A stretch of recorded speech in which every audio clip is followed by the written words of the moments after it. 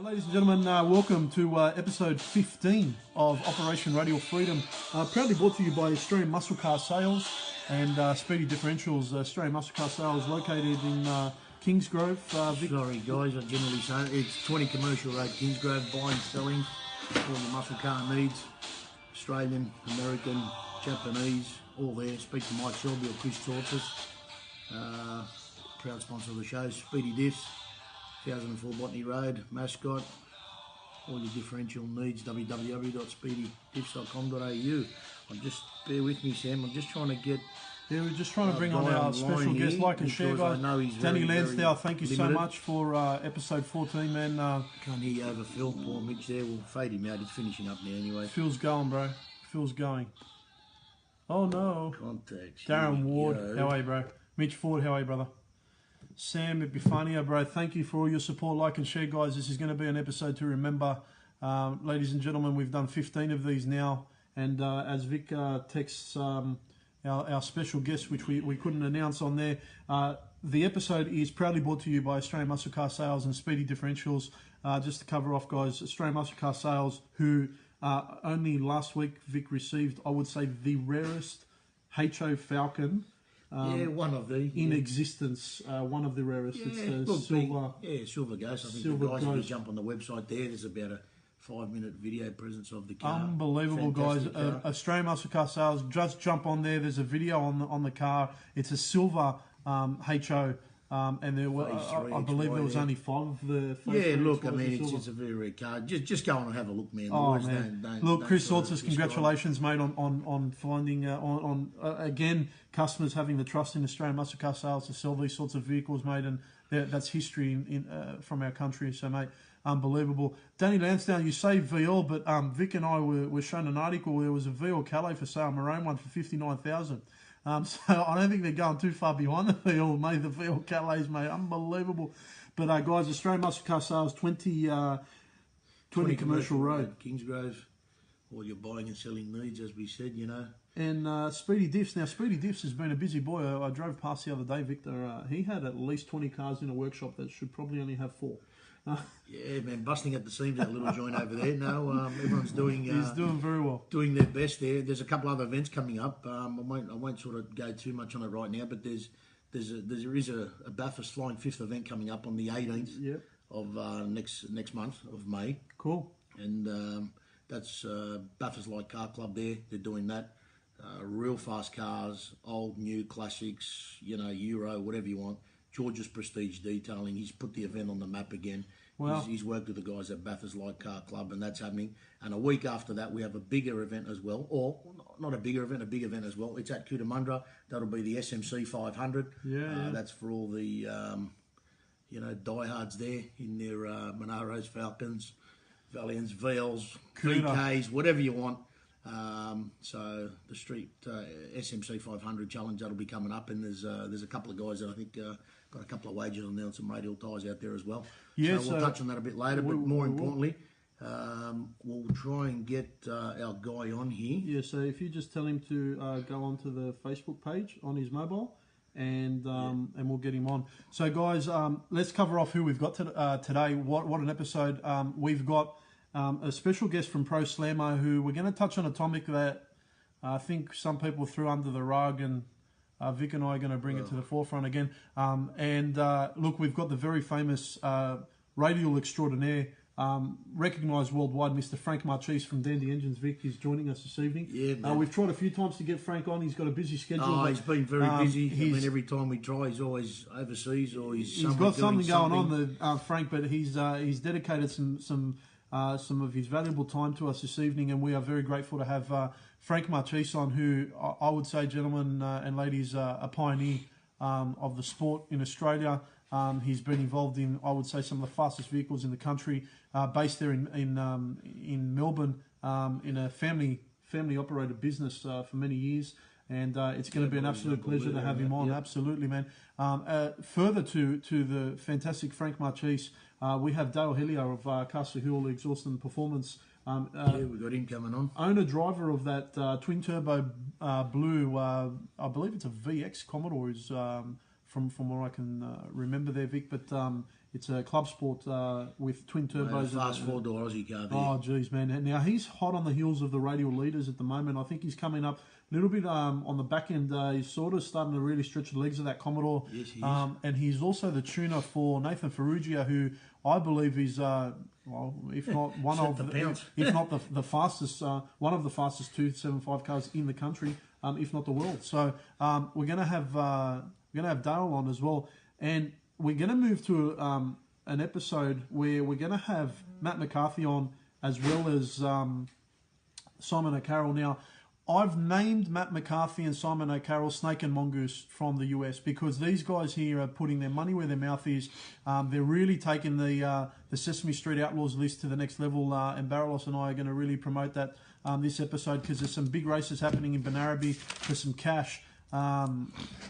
Nick Harvey said, Vic, still no bling around your neck, must be building a faster radial car. Yeah, it's at the hock shop. Look to your left. No, it's hanging up there. We haven't hocked it in yet. Donald wouldn't forgive us. Donald wouldn't let us ever forget that. Sam Fennick is watching. Sam, how are you, sir? Ladies and gentlemen, without further ado, I think we might have to announce our special guest. So, ladies and gentlemen, if you haven't liked and shared, you better do it now because we are bringing on Sam Fennick from the Pro Slammer category, and if you are new to drag racing, well then you've been living under a rock because we've got a little bit to talk about. So ladies and gentlemen, without further ado, like and share. We will be bringing on Sam Fennick. Now Sam, please make sure you've got a set of headphones, mate, and we'll put on our headphones and we will bring you on shortly, as long as you're on your mobile device. Let's hope to God. Yes, Sam, we're going to bring you on, mate. He's on the money, that guy. He's more than just a machine. Ladies, special guest, like and share. This is going to be a big one, guys. Like and share. Already him on there. Here we go. Steve Nikolowski's on. G'day, boys from the country. Must be. How you going? Good. Have a watch party. Do what you got to do. Get this massive Sam Fennick, ladies and gentlemen. We're just inviting him to join. Sam, it'll come up on your screen that we're trying to add you. Just press accept.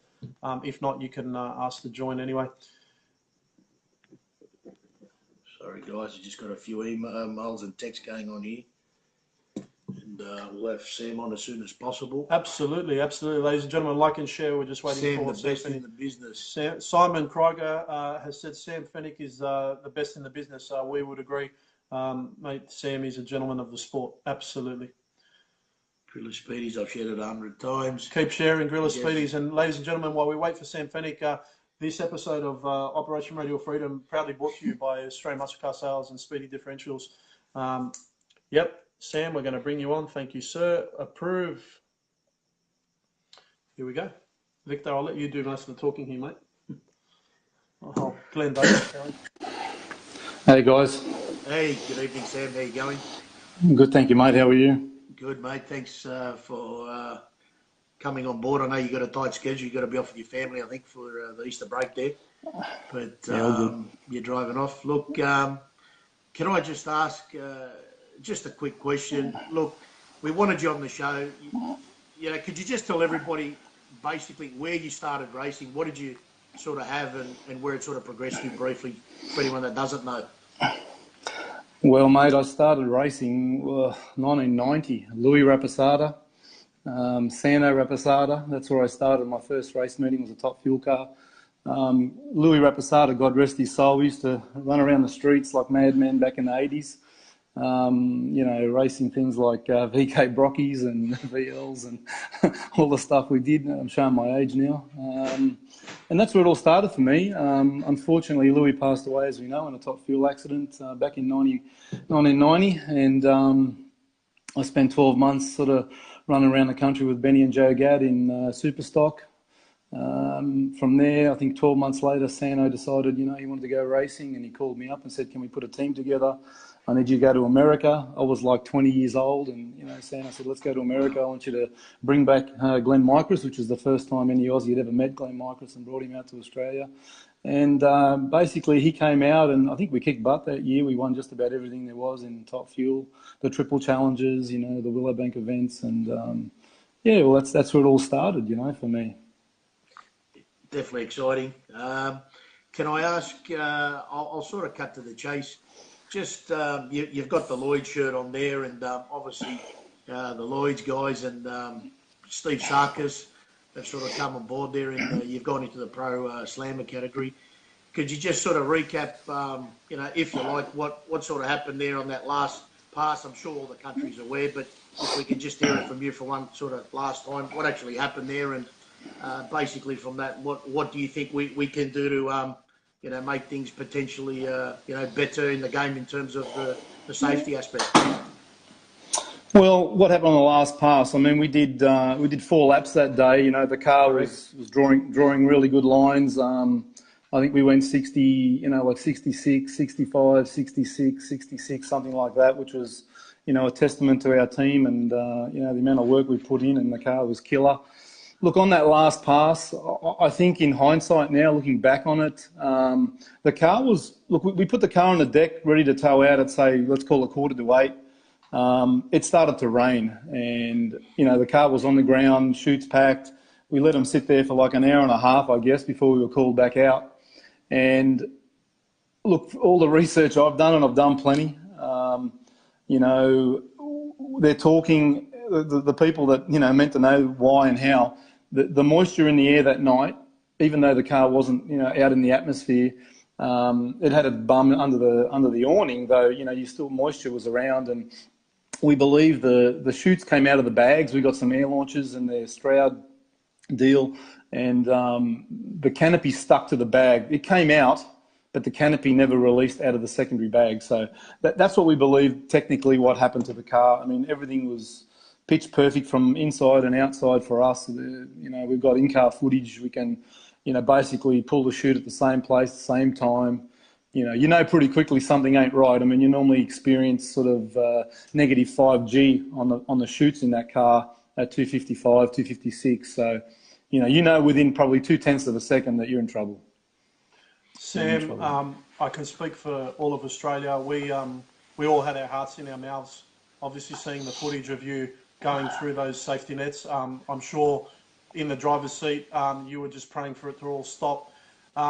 But we saw a significant difference between what happened in the US when the twin-turbo Pro Mod went into the safety net and it stopped it on the first net. The driver was absolutely perfect, and the car, I think it needed a front nose clip, versus you going through 2 safety nets and hitting the other end at, I would say, 250 plus mile an hour. Say in the sand you were doing 200 still, mate. For us, firstly, we thank God that you're okay. And secondly, there has been a little bit of conjecture over the last, I would say, week regarding some tracks, regarding track timing systems, regarding just some operational facilities regarding tracks. And I said to Victor, Sam, that we need Sam not to talk about the situation itself, Sam, because I understand that it's a serious one, but your recommendation for us as racers before we get to the track, whether it be radials, whether it be pro mods, whether it be door slammer, what do you recommend as a racer? I'm a racer, but now I'm going to start going and checking everything at the top end of the track after I saw you. But what's your recommendation for the sport? Because, Sam, if you can explain also what you do for your living, because you've also got a very popular business that also assists some of the fastest race teams in Australia. So we need you around, mate. But what do you think the sport needs from a safety perspective, from the drivers to start taking a bit more proactiveness? Yeah, well, just to, I guess, correct you, there was only one net at the Sydney Dragway, and it's something, you usually get down there, you get around the bend, you might toss an eyeball out there to see what's going on, but you don't put much emphasis on that part of the track. You hope you never go there. I've been in the sand 3 times. I went in Perth, I've been in Sydney, and obviously the last time I went in, was pretty hot. You're going in hard. You probably would like to think that, things would, the outcome would be a little better. I mean, I guess once you get through that net, you're really in trouble because there's a tyre barrier down there, and the tyre barrier exploded. And then beyond the tyre barrier, you have basically a steel fence, posts, and it concreted into the ground. They don't move. I guess the majority of the damage to the car was, once it got through the tyre barrier, it tipped over. It basically went end for end and landed in that steel fence. And very luckily for me, it was on the passenger side. And, You know, I think all those years of going to church with my parents, I think it all come down to that little, 5-second little run down there. And yeah, thankfully, look, the car came to a stop. I was upside down, basically where my window would normally be, driver's side window, was just a tyre. There was just tyres there. I remember upside down, very dark. I mean, the fire system had gone off. The CO2 bottle had ruptured. I mean, it was chaotic down there. But look, the car was stopped. It was eerily quiet. I could feel some moisture. I think the first thing I did was lift the visor, and I felt some moisture. And at the time, I thought, obviously, any drag racer that's upside down, stuck in a car where you can't get out the driver's side door, you immediately think, fire. How am I going to get out of this car? But I think within looking at the videos, I think I had 15 seconds I was standing on the ground. By the time I put my hand on the passenger side door, silly thing, you're looking for the door handle. I mean, I touched the thing, it fell straight off the car. You can laugh about it now. And as soon as I put my hand on that door and pushed it, there was a fire crew guy down there. I think Steve Ham was pretty much the next guy down. I think both of them looked at me in disbelief. They couldn't believe I was sort of, just walking. I mean, I knew I was fine. The moment the car stopped, I felt okay. So I'm sorry I put a lot of people through a lot of heartache on that night, family and friends, and thank God I'm doing okay. So that part of it's important. The other side of it, I think, where there's not a lot of driver education is, get yourself into a good car, pull yourself tight. And I mean, to the point where if you're comfortable in the car, you're probably not tight enough. I mean, I can't emphasize that enough. Yeah. If you hit something, it felt like I hit an excavator at 300 kilometers an hour. Oh. If you come to a complete stop like that and your belts are loose, you've got a good chance of ripping those belts clean out of their anchoring point. Silly things like, in that Bickle car, there's probably, 10 points where you can mount some ballast. So you've got some well tabs on the chassis and, you've got 5-pound bars bolted to that thing. Well, we had them doubled up. We had 10 pounds on some of them. They came clean off the chassis. So now you've got a 10-pound lead puck, projectile in the car. Yeah, just things, that you need to be aware of. A seat paw, guys look at you and go, what's a seat paw? I mean, you can't run a car at this level without a seat paw. You've got to be in there nice and tight. You could break a pelvis real easy if you had 2 inches between your backside or your hips and the side of the seat. So there are simple things you can do. Hands device, Simpson Pro, something, and I had all those things on. And, my brother straps me into that car and, we normally pull pretty hard on those straps and we make sure we're in there nice and tight, Getting back to track safety, well, I think, anything we can do to make track safer is a great thing. I mean, they've done some work there already. I haven't been invited back to see it. I haven't been down there. I can see people have taken photos. There's definitely 2 nets there. Whether they're, I'd like to think they're doing as much as they can.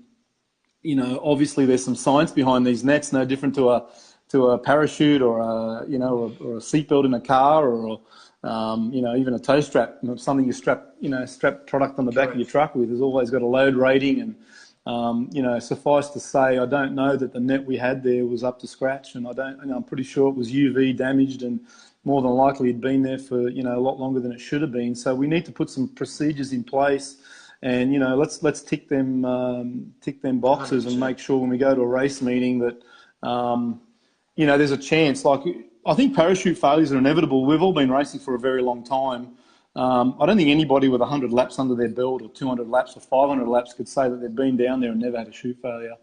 I guess in a chute failure in a 150 mile an hour car, 160, you'd probably no problem. I think in our car, it's 4-wheel carbon brake. It's a modern car. I think it was probably as good as anything in the country at the time. Trying to apply brake, uneven road surface. I think that, the braking area down there is, well, we know it's not flat, but we race on it. We know it's not flat. I mean, you hit it, you try to apply brake pressure, the car starts to violently bounce, and there's not much you can do to stop it from there. You really are in God's hands. Just a passenger. Sam, this is not a beat-up contest on Western Sydney Dragway. We thank absolutely not. We thank the safety marshals for them attending to you as quickly as possible. We thank the Lord himself that you are safe. This is more, I think, the radial races, as we start to get a lot faster, and I think the Pro Slammer categories have taken a little bit of notice now of the radial scene.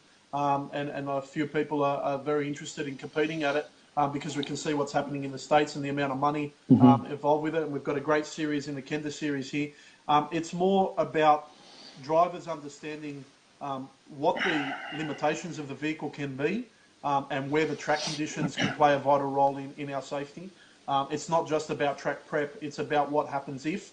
I think, Sam, you have educated the entire country about the what happens if, and Vic was very very passionate in the conversation we had around safety and the fact that, you know, when we strap in, we understand there are risks involved, but surely we should not be allocating for more of those risks. And I know, Vic, you were extremely passionate about that when we discussed what happened to Sam. Oh, no, absolutely. You know, I mean, you don't expect that you want everybody to feel safe, regardless if you're running 5s or 15s. And at the same token, I mean, you know, just even Willowbank now, you know, as you know yourself, Sam, the Group 1 guys have pulled out because of what's happening up there. So, you know, naturally, you know, everybody needs the tracks need to be facilitating everything they can, so everybody's as safe as possible. You know, there's no question marks or room for chance. Yeah, I don't know the full details on that deal up north, but I mean, I think they were given commitments to have these safeties in place by a certain date, and I guess they didn't get there. So, you know, it's a tough deal. I mean, the racers want to race. I mean, sometimes we've got issues between the ears. I mean, we'll go out there, look, you know what? I said to the boys, you know what? If that had been the semi-final and we're in the final, we'd be down there trying to drag it out, tape it up with 4,000 rolls of race tape, and let's get it on down there. You know, that's how I guess pumped you get it. You know, Vic, you know the deal, Sam. Of course. We it's an adrenaline junkie thing. We love what we do, and but I mean, I don't think we can throw caution to the wind. And as someone said to me, how many times are you going to roll the barrel in the gun and put it under your chin and play Russian roulette? Let's see what we can do. Let's do anything we can that's humanly possible. And I guess if it's a funding thing, let's find the funding. Let's just get it done. Yeah, look, the radial guys and the radial scene is big now. It's pretty cool to watch. I'm lucky to be involved in some pretty cool cars out there that are running in your class. Thankfully, there's no wheelie bars, so there's plenty of money in oil pans, oil pumps, oil gaskets. And, you know what I mean? Like Simon O'Carroll, thank you very much for your continued support. Simon Krieger, letting it rip at the 60-foot mark. Simon, he's all right. Simon rings me every day with a different combo, so, he's all right. Sam, let's touch on that. Let's talk about your business. Let's promote your business. What's the business name for those that don't know? Where can they get in touch with you? And what are some of the services that you offer? Well, basically, we have a full in-house machine shop. So West End Performance is a machine shop where we machine, balance, assemble engine dyno. Cool, we're putting a 2,500 horsepower hub dyno in. We have a muscle car workshop next door, so we can cater for drive in, drive out. We do a lot of GTs, Mustangs, Tiranas, Falcons, all sorts of stuff in there. I'm not really a late model guy. I'm not really interested in your XR8 or even your late model Commodores. We do a bit of that LS stuff because it's so popular, but really I'm a chrome bumper guy. I'd much rather tickle a carburetor than an AFI, although we do it. But yeah, so the machine shop, we've got a pretty big business there. I mean, it's been going for a very long time. I mean, I took it over, I think, 17 years ago. So I think this business kicked off in the late 70s. So we're talking 40 odd years now, servicing our area, Campbelltown, and obviously, it stretches far and wide now. It comes from all over the country, and very blessed to have, awesome client base and, lots of word of mouth clients. Yeah, it's very humbling, to be honest. We do zero advertising. We've just flat out basically keeping up with what we've got. Really humbled. Lots of repeat clients, guys that, but we some might say that we're very slow. Others might say we're unbelievably fast. It's very hard to juggle. I tell all my sort of tradie guys and project customers, if I get a race car guy come in on a Friday with a burn up piston, and he needs that thing Wednesday afternoon, he's going to get it. Whether it's a burnout car with the rods out, we had one come in. We had a burnout car come down from Darwin. come off the truck, engine came out, was in my shop yesterday at like 11 o'clock with a burnt piston. This afternoon it's a short engine ready to go. Like the short engine is together, crank rod, piston together. You know, it's just cool. People, awesome. You know, I think if you can provide a service, you can't, obviously when your business gets so big and you have so many people, it's impossible to cater. Sometimes, like when guys come to me and they've got a race operation, they go, "Hey, dude, I want you to look after, I want you to look after my Hemi-powered radial car." Like, books are full, man. I really am struggling to do any more. You know, at the moment, guys like Craig Hewitt are on board, Rob Campese, Craig Burns, Simon Krieger, Simon O'Carroll. There's all these big hitters, and they all want same day service, mate. there's no patience. That Campese dude, man, he's out of control. He's champing at the bit to get out there now. So he's obviously had a few skids. He's camera shy, but Sam, we've got a lot of people saying that you're just the man. People are just saying how amazing you are, the quality of your products, and your service and your turnaround. Sam, I think Vic's got the $15,000 rear end question for you, mate, Victor. Look, before we even say that... Hang on, Victor, where do I get a rear end for 15K, mate? I'd really like to find that guy, especially one that can do more than a lap. They're all standing. I was just talking about the shocks, but anyway. Now, look, is there anybody you'd like to thank? There's heaps of people I'd like to thank, mate.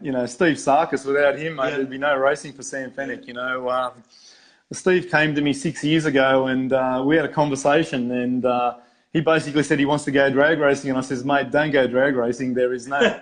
My favourite saying back then was there's no end to the spend, because there's no point where you go, have we got everything now? It's just impossible, Yes. And Steve said, look, he doesn't want to go Group 1 racing. At the time, he wanted to go 10.5 racing, and I think the initial conversation was, mate, go buy a boat. Well, I didn't know he had the biggest boat in Sydney Harbour at the time, So anyway, Steve and I, we've developed a very good friendship. I mean, we're like family. All my crew guys were all like family. My brother, my son, my nephew, Con from Wollongong, Stewie, Glenn that works for Steve is awesome, one of my best mates now.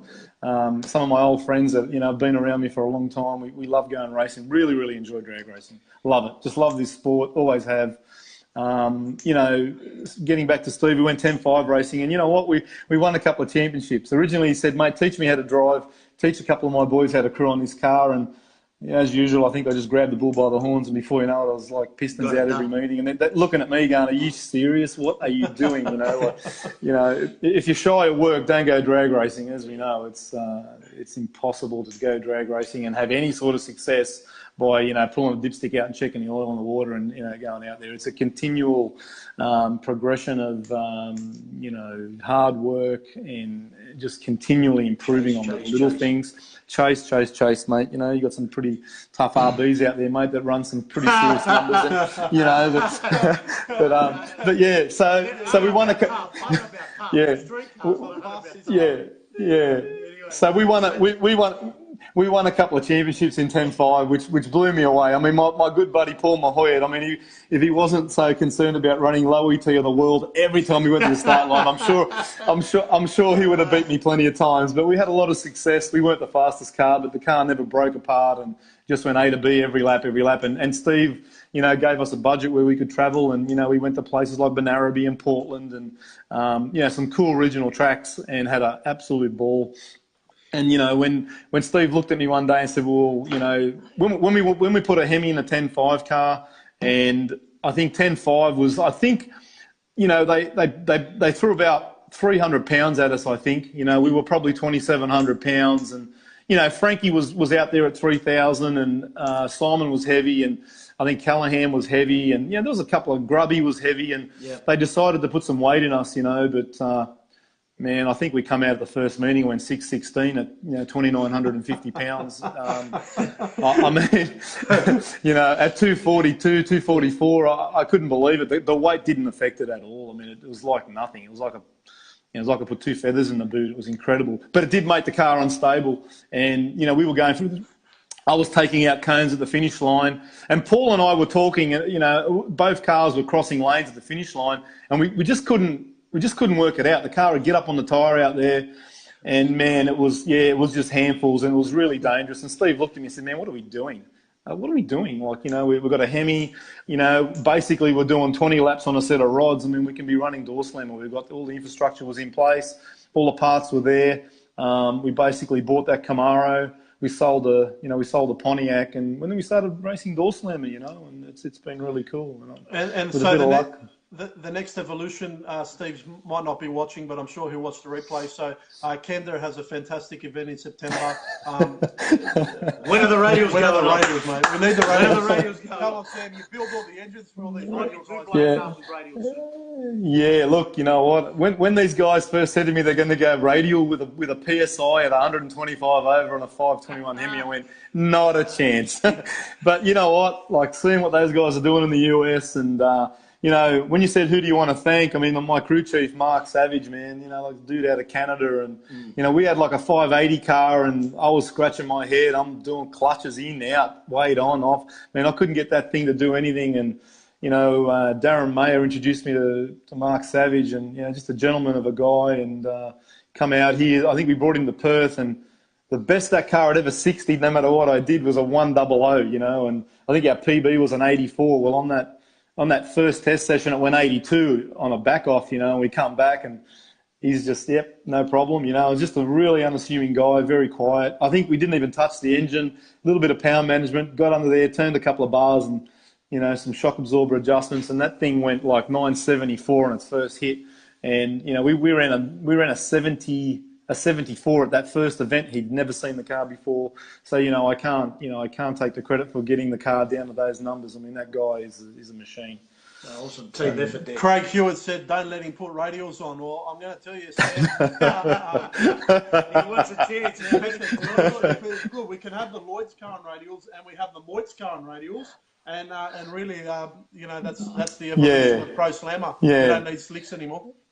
Yeah, it's interesting that Paul and I came out of 10.5, and I'd like to think we're both at the pointy end of Pro Slammer. I mean, those guys, look, nobody puts in more work than Paul and his guys. He's got an awesome team.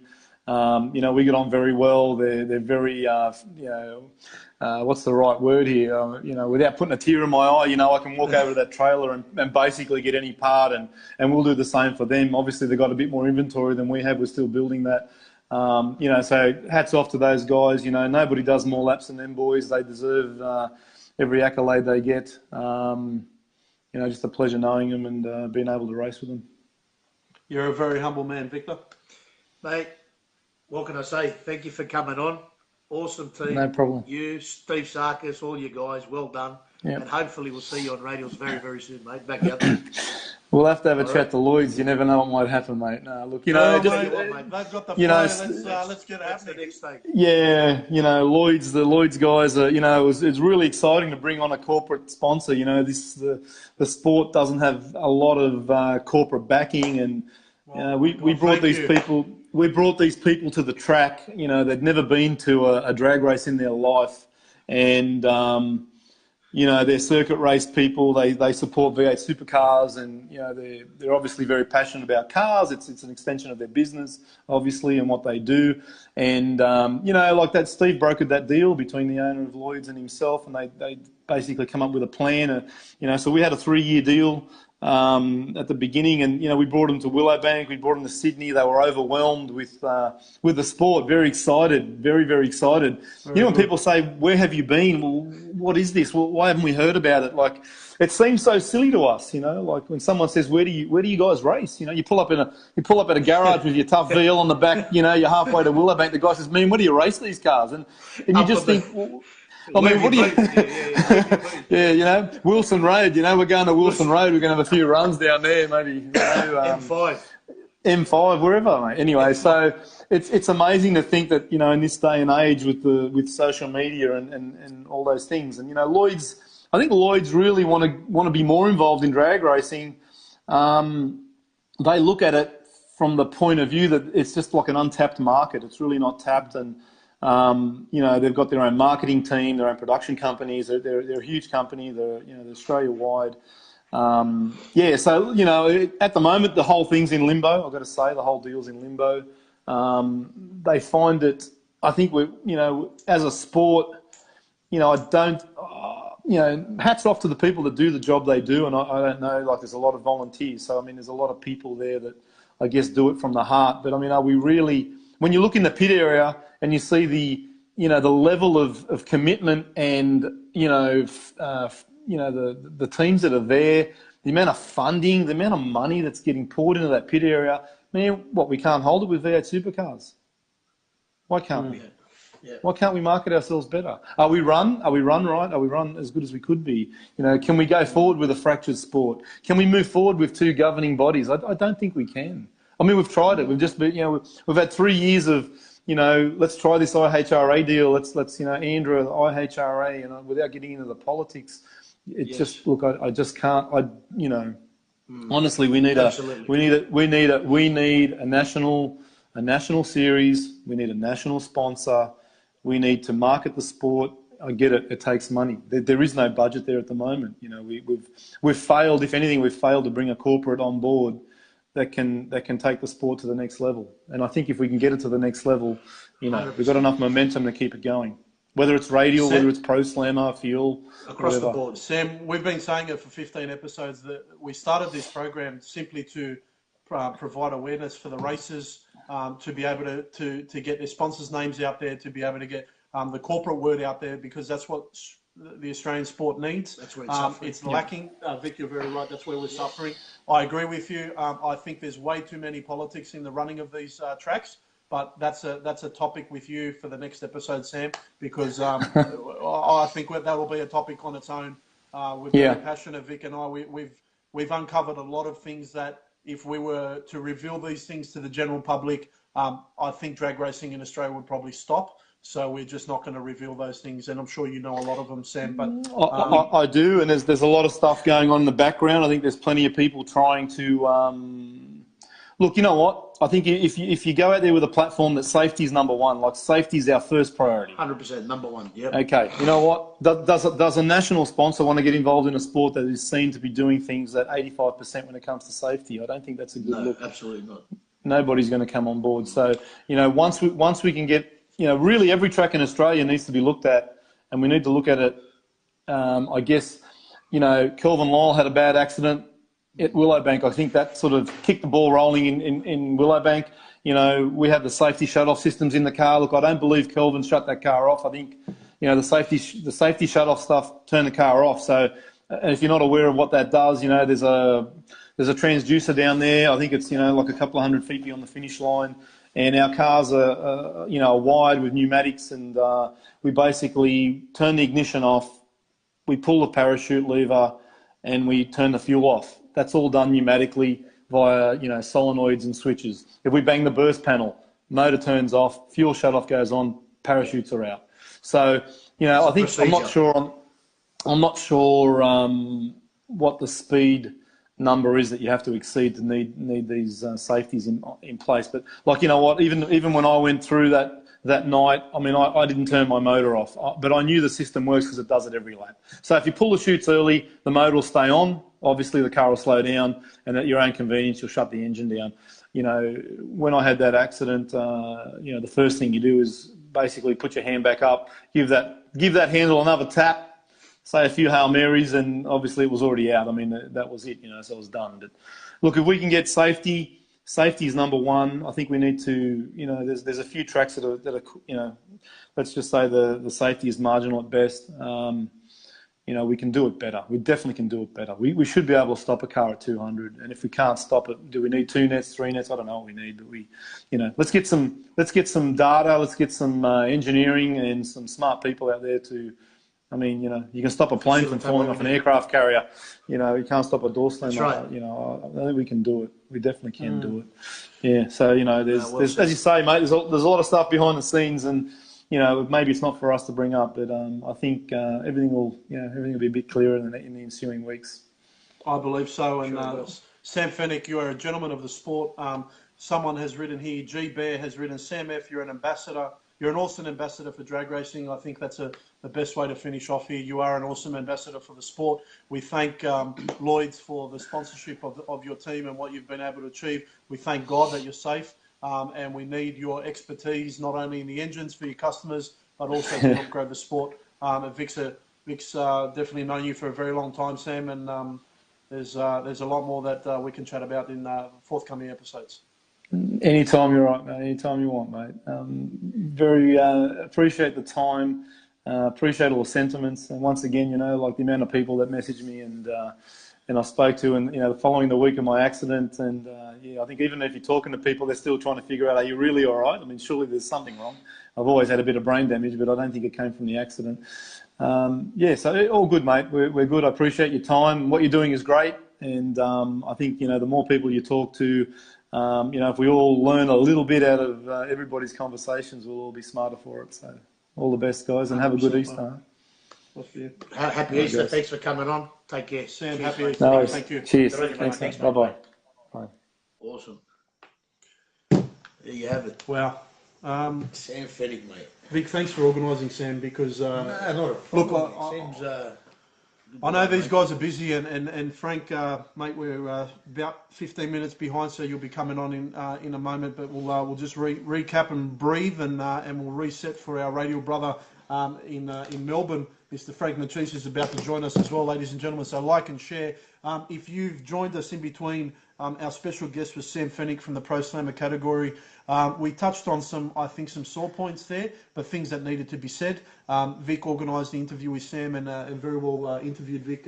You asked some genuine, straightforward questions, and Sam answered as he always does, with all the honesty that he has. Honesty and transparency, and he's transparent with what's going on. And obviously, at the end of the day, it's not about singling out or taking down people's names and stuff and what have you. It's basically about just having the safety aspect there and look and having that as the number one aspect, mate.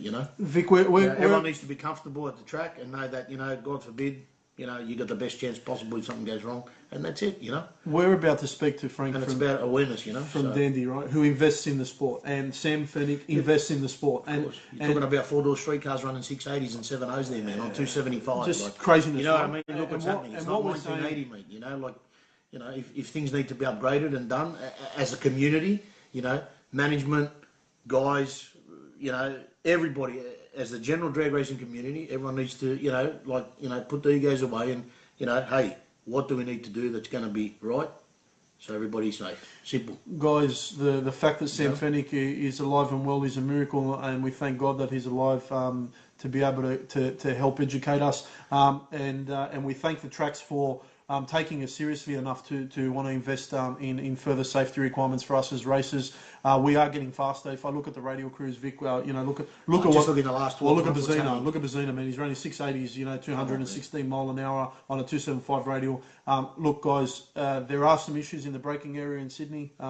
We've discussed it for a million miles. We do know that there are upgrades happening there with the track. But I will say to you, the upgrades are happening, Vic, because the Moits team are heavily involved in making that happen. Well, look, I believe a lot of people are behind it, and look, at the end of the day, man, it's going to benefit everybody, mate. I understand that, we have had but again, someone else is there, putting their money in their pocket to help the track do this. Look, right? I don't know exactly to what extent what is. All I'm saying is whatever even needs if it's to be a done, machine, you know what I mean. Whatever needs to be done for the safety aspect, and that's final. Now, guys, we're about to bring Frank Machis on.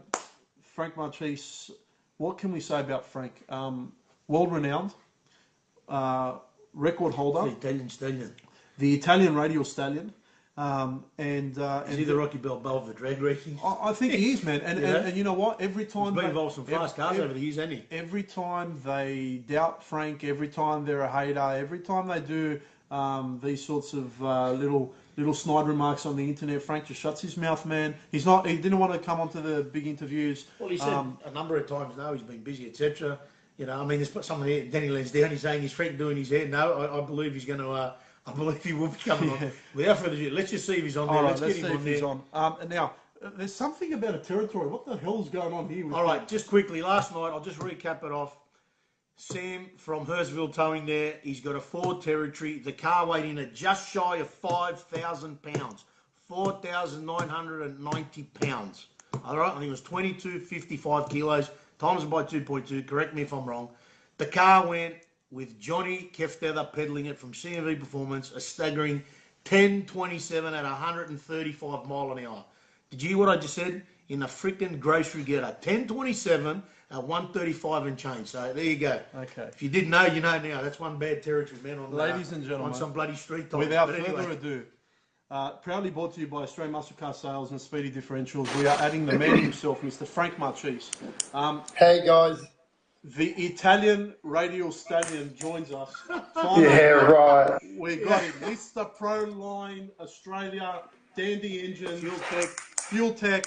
If you need Proline, Stop it. if you need fast, Listen, don't go red, man. You are. The ladies are watching, Frank. The ladies are watching this.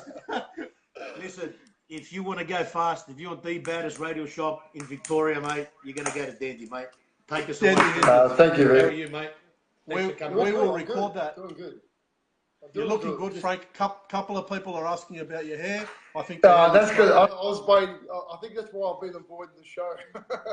I might pick up a contract there with Massimo or somebody. Anyway. Now, Frank, we're going to have you on, mate, because we've just broken our show record. We've got 275 people watching, mate. So Dandy Engines is obviously very, very popular in this country. That white Falcon, Frank, you brought goosebumps to me because I thought I was back in Georgia for a minute there watching a black Mustang, and I'm just seeing this Falcon, and it just started coming up.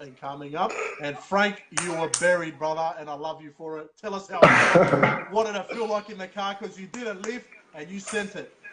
Man, it's every drag racer's dream, and you know we all love to do big wheelies like that, and that one just came together. I feel bad because if it was one of my customers and I was tuning the car, I would have come back and said, "What the are you doing?" How you doing? Yeah. But so Steve Bazzina was there with me and Skinner and they're like, "Come on, what was that? If that was us, you would have yelled at us."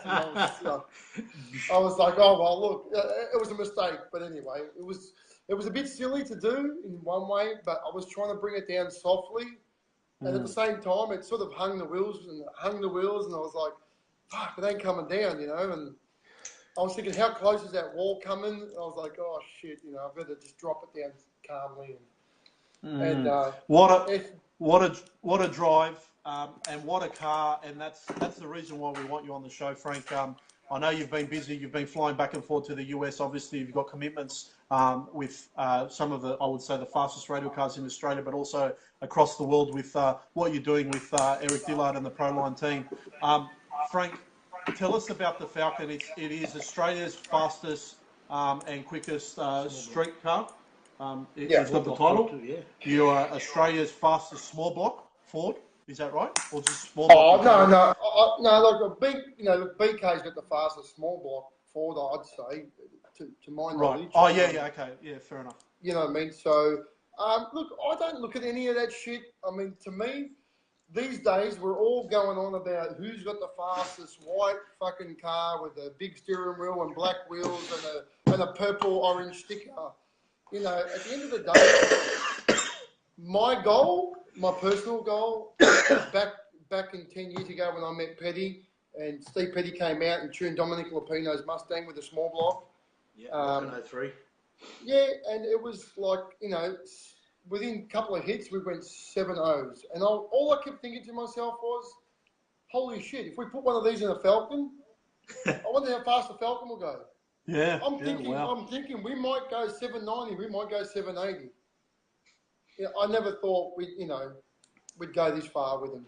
Those cars are unbelievably funny how they were designed on a production line, and we're doing what we're doing. I wish half the people that built those cars could see we're around today, what we're doing with them. You know, they are such a grouse car. It's not funny.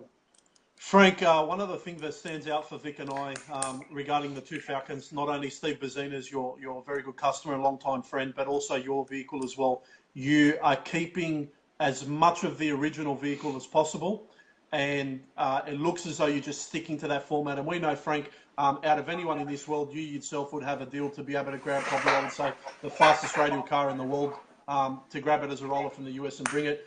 You're persisting with the Falcon. I know some of your customers are bringing some very fast cars. We saw one of your customers is bringing one of the fastest cars in the world down here that we just saw recently. But Frank, tell us about the XW. How does it feel?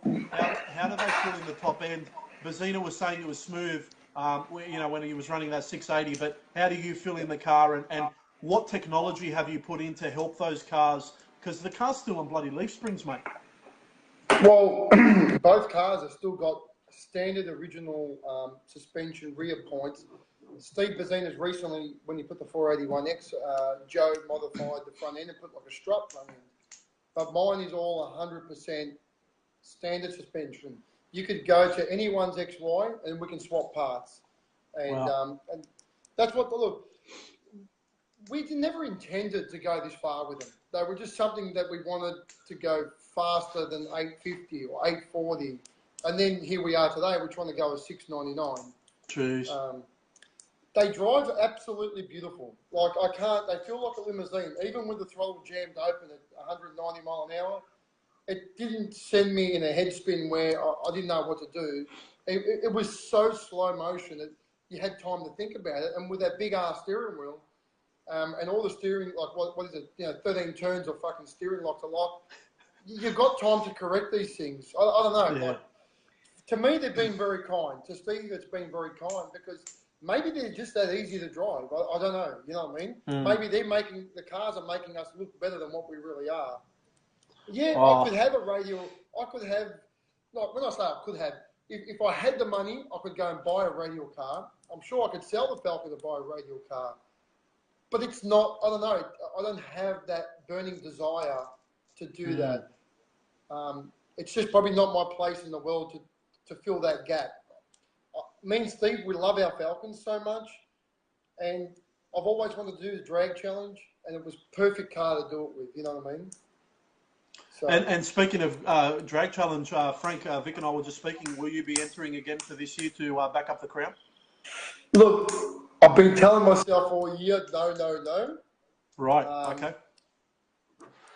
I just received a USB stick full of photos of the week, and we flipped through them this morning with my cousin Lou, who owns Dandy Engines, and he owns the car. Like, it's a shop car. It's not even my car, But we looked through that, and we were like, I don't know if I cannot do it again now. You know what I mean? So I do have a serious customer that we're building a car for that wants to come out and have a good crack at it. So I've just got to check that I can do the tuning on both cars, and if I can do that, I think I'll still bring our one back out. Wow. Well, Frank, not to take anything away from your achievement, mate, having that Falcon achieve what you did and to the consistency is a credit to the systems in the car. And Frank, for those that are watching now, there's 282 people watching at the moment. If you need a fuel tech, you're the man for fuel tech from what I understand as well. There's a fuel tech inside of both those cars, yeah? Yeah, we run fuel tech in those cars. Look, I was lucky enough to be involved with them back in 2013 when they launched it in America for the first time, working close with the guys at Proline. Yeah. Jet Martin's engine was the first engine to go on an engine dyno, a 481X with twin 88s, to do all the alcohol testing on the new fuel tech alcohol system. And wow. I was lucky to be a part of all that. We worked through the night putting motors on dynos and getting things wired up. I was lucky enough when Mark Mickey pulled his car out at Georgia one Monday morning, and he had no bullet in there because he had hurt like 4 in a row, and he didn't know what to do. And I just happened to be there when the guys were like, "Hey, we'll give you a fuel tech to put on the car for this week, and if you don't like it, you can give it back to us." I was there to witness that guy go out and qualify for the first time, and then go on to set, his own personal records and go 3 rounds of racing. Those guys were bowing at us on the start line. I was like, what's going on? What's just happened? What's fuel tech going to turn into? So, it's turned into a monster at the moment, and I believe all of the cars that are pumping out of Dandy engines at the moment have got the fuel tech on board. I know you've got it on your engine dyno. You can do whatever. I know that you tune everything, but I don't. I actually don't. I'm not as intelligent as a lot of people. Justin from JW and Sticks, all those guys, I think they're a lot more intelligent because they can run any ECU. I can't. I got this, like, I know my big stuff because I started with big stuff from a carburetor, and I stuck with Fuel Tech because I just thought that was just, it fits for me, and that's what I want to do, you know what I mean? And it caters for my customers.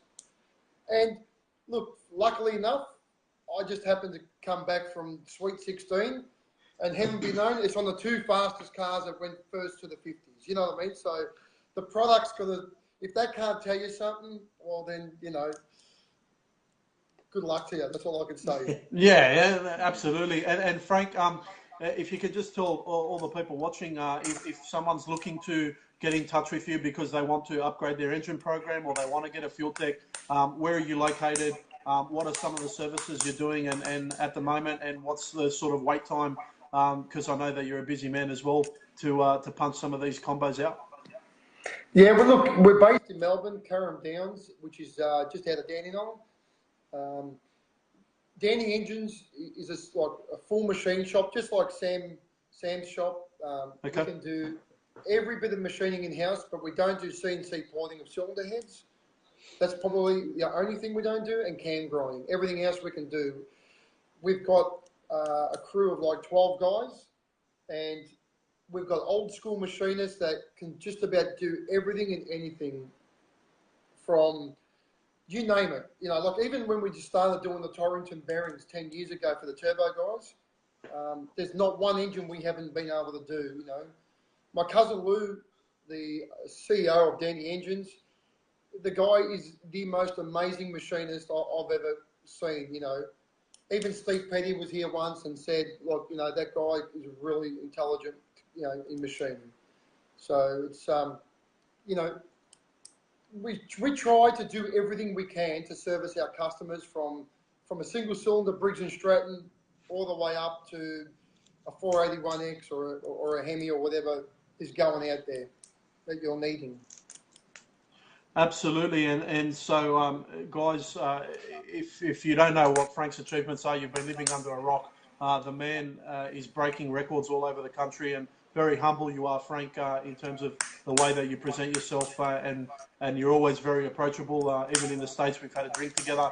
I wanted to bring you on, Frank, because what you guys have done with Steve's car and also your car, and a lot of the radial cars in Melbourne, where you don't see them racing at Kenda, but we know the George Jajeski's VN. You're tuning that. That's a naturally aspirated. Yeah, that's a naturally aspirated carby car, right? That you were tuning at, and that was at Heathcote.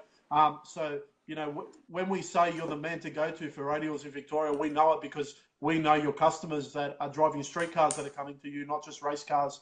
And your race cars speak volumes as well. No, thank you. No, it's been good. We've been successful. Like, we've been lucky to have good people around us. Like, I can't take the credit for Steve Vazina's car. You know, like Joe from ProFab and Jonathan, they built that car. They did all the hard work.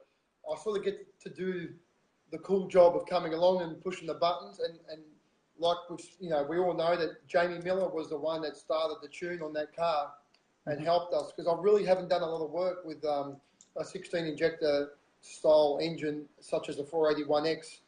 Yeah, I've been around them, but I haven't had my own one to beat up on to know what you should and shouldn't do. So luckily I got those guys to lean on, and that's what helps the customers move forward without using them as guinea pigs and so on. So we're very fortunate to have Proline's backing. They're my backbone in the turbo scene. I'm very lucky to be able to rely on people at the shop like Lou, my cousin, and all the guys at the shop. They can do absolutely anything I need. So it makes my job easier to come out to a track. And, you know, we built like Tim Cross's billet small block. You know, there was nothing that, with the help of Aaron Tremaine. For me, when I say like I'm lucky, I get to talk to every one of these guys every day of the week or once a week. Like Sam Finney, we talk once a week. You know, Aaron Tremaine, we talk once a week. Reno from RC Engines in Adelaide, we talk once a week. JW, we talk, probably once every 2 or 3 weeks. So, we're very fortunate to be able to get along with everyone. and we can all go to the racetrack and have a good time with our customers and not have to burn each other up, you know. So very fortunate. Absolutely, Frank. But, you know, you look at Timmy Cross's car, that's the fastest 275 car in the country in the 8th at the moment. If you look at some of the cars coming out, I know Joe Gauchi's car is coming back out now. Their brand new Mustang, that's going to cause a lot of pain to a lot of people. I think a lot of people have got their work cut out from. To be honest with you, I've heard about what combos going in it, and oh my god! But I still got to learn to walk before I can run. I know, mate. We're not coming out to do anything crazy. It won't be the first pass. You've got a good track record. You know your stuff. You're just going to have a go. You're going to trust your process, and you're going to do what you do, and that's it. That's it, man. You know, and that's why we wanted you on, Frank. We also wanted to have you on, mate. DJ Cox, man, that guy's just gone next level. Do you want to tell us a bit about what the hell's going on there? And has that guy lost the plot? Or I love him, man. I love him, but that guy's one of the fastest cars in the world. Like, does that guy understand what's going on here? Or look, it's funny because, you know, everyone thinks if someone's got the ability to purchase something because they're funded for it, you can just go and buy the fastest car in the world. But let me tell you, it's not that easy. You can't. They're not going to sell it to you. You can't just ring Proline and say, I want to buy Jose 67 Eleanor because I'm fucking so-and-so. They're not going to sell it to you. Once again, just luckily being in a long-term relationship with the guys at Proline, Carl actually approached me a little over 12 months ago and said, right, we've done the Capri. He said to me, you said it will go 690s. We've gone 7000. You said it will go 200. We've gone 202. He goes, I feel like I've completed stage one of my, learning course of drag racing. I love it more than I thought I would. And now I'm ready to go to the next level. He goes, what should we do? And I'm thinking, fuck, do we build a radial car? Do we do a pro mod? Watching Paul Moyet race the Mustang Pro mod has always been a burning desire of Carl's, I believe. And then watching Greg jump in the car and drive it and do well, I think it really just made him feel more comfortable to say, hey, this is probably what I want to do, a big tyre car. So it was a no-brainer, like I was lucky enough that me and Eric speak probably once a week from Proline, and he told me some of the plans that was coming up with, mind you, we had put a deposit down for a brand new Bickle car. So we were going to build a brand new Bickle car, right, with all the latest and greatest.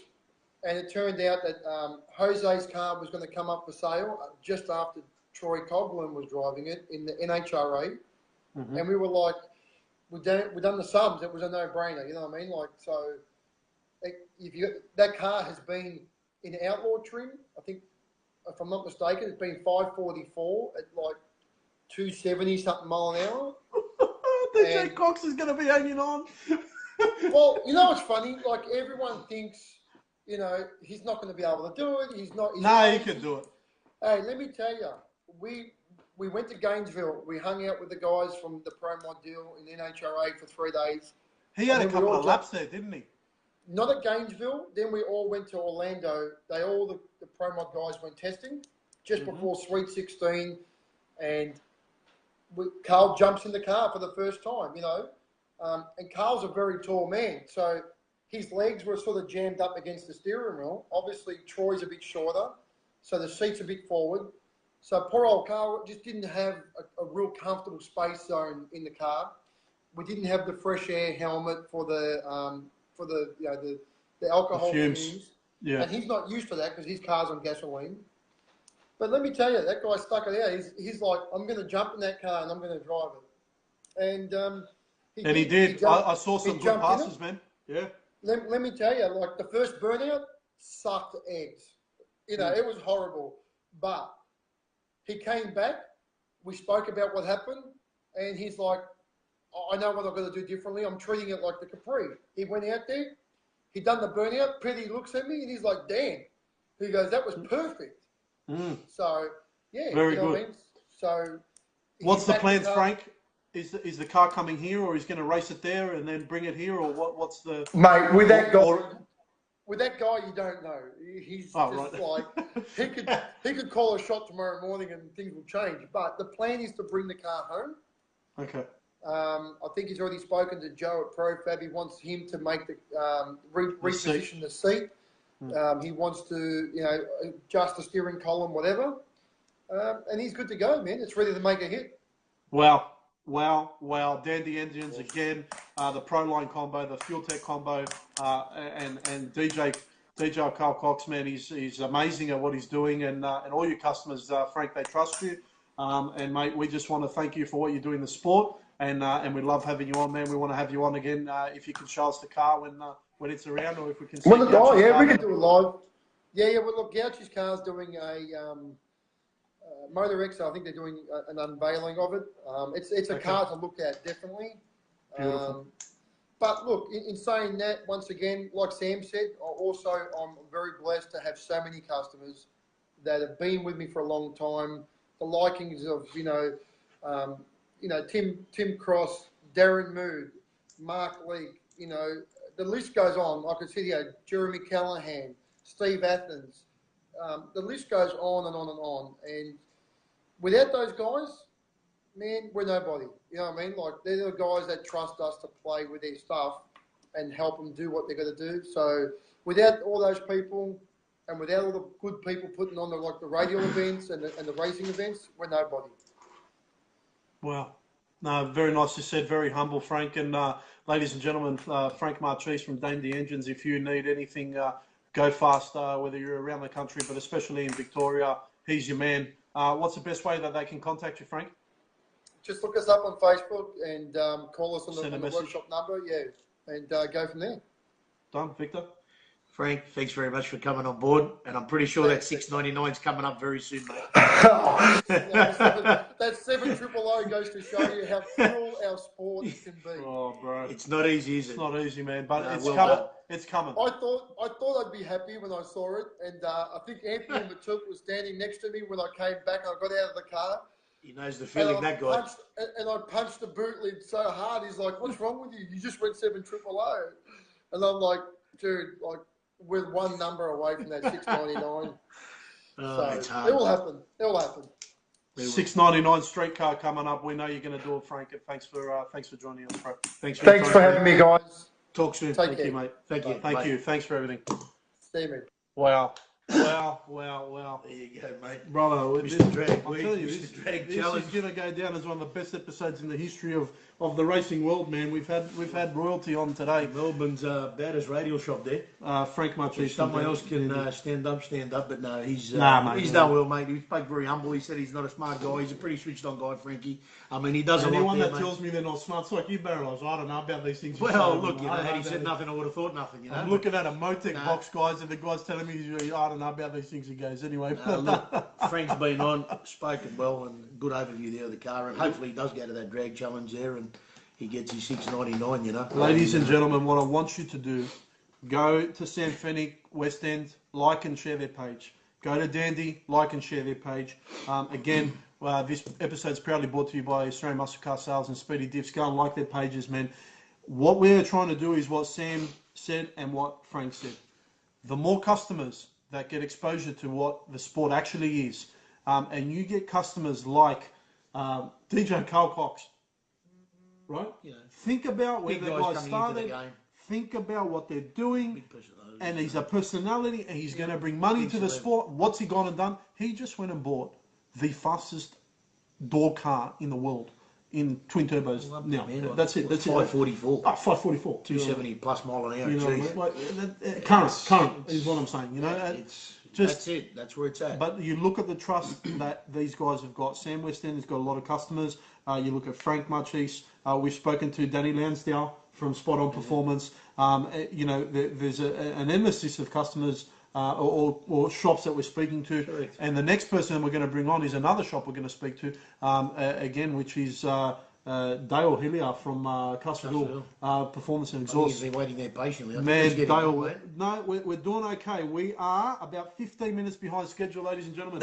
I just want to thank everyone for tuning in. Please like and share. We just had 292 people joining us at Peace, which is unbelievable. And we thank you guys very much. We thank everyone for their support and tuning in to grow this episode, which I believe will go down as one of the best drag racing shows that's out there, mate. And good awareness. In terms of the information and the content. And just touching on what Sam said earlier again, you know, getting a big fish, getting a big sponsor, getting someone who appreciates the sport, pour money into it. I don't care. You know, and keep it going, you know? That's what it's all about. You know what? You know what I would be happy with, Vic? Like you just ran 13.8 in a stock 304. Yeah, a couple of guys are saying mention that, but we mentioned it, right? So Vic and I have always said we don't care if it's running 15s or 5s, and just now we were talking about grassroots races, a 544 car. Yesterday night, Vic was involved in tuning VNSS, right? It's an unopened ECU. So when you're saying tuning, we put an ECU. It's not tuned. When we mean tune, we put an exhaust system, an induction, a set of diff gears. Setting up the vehicle.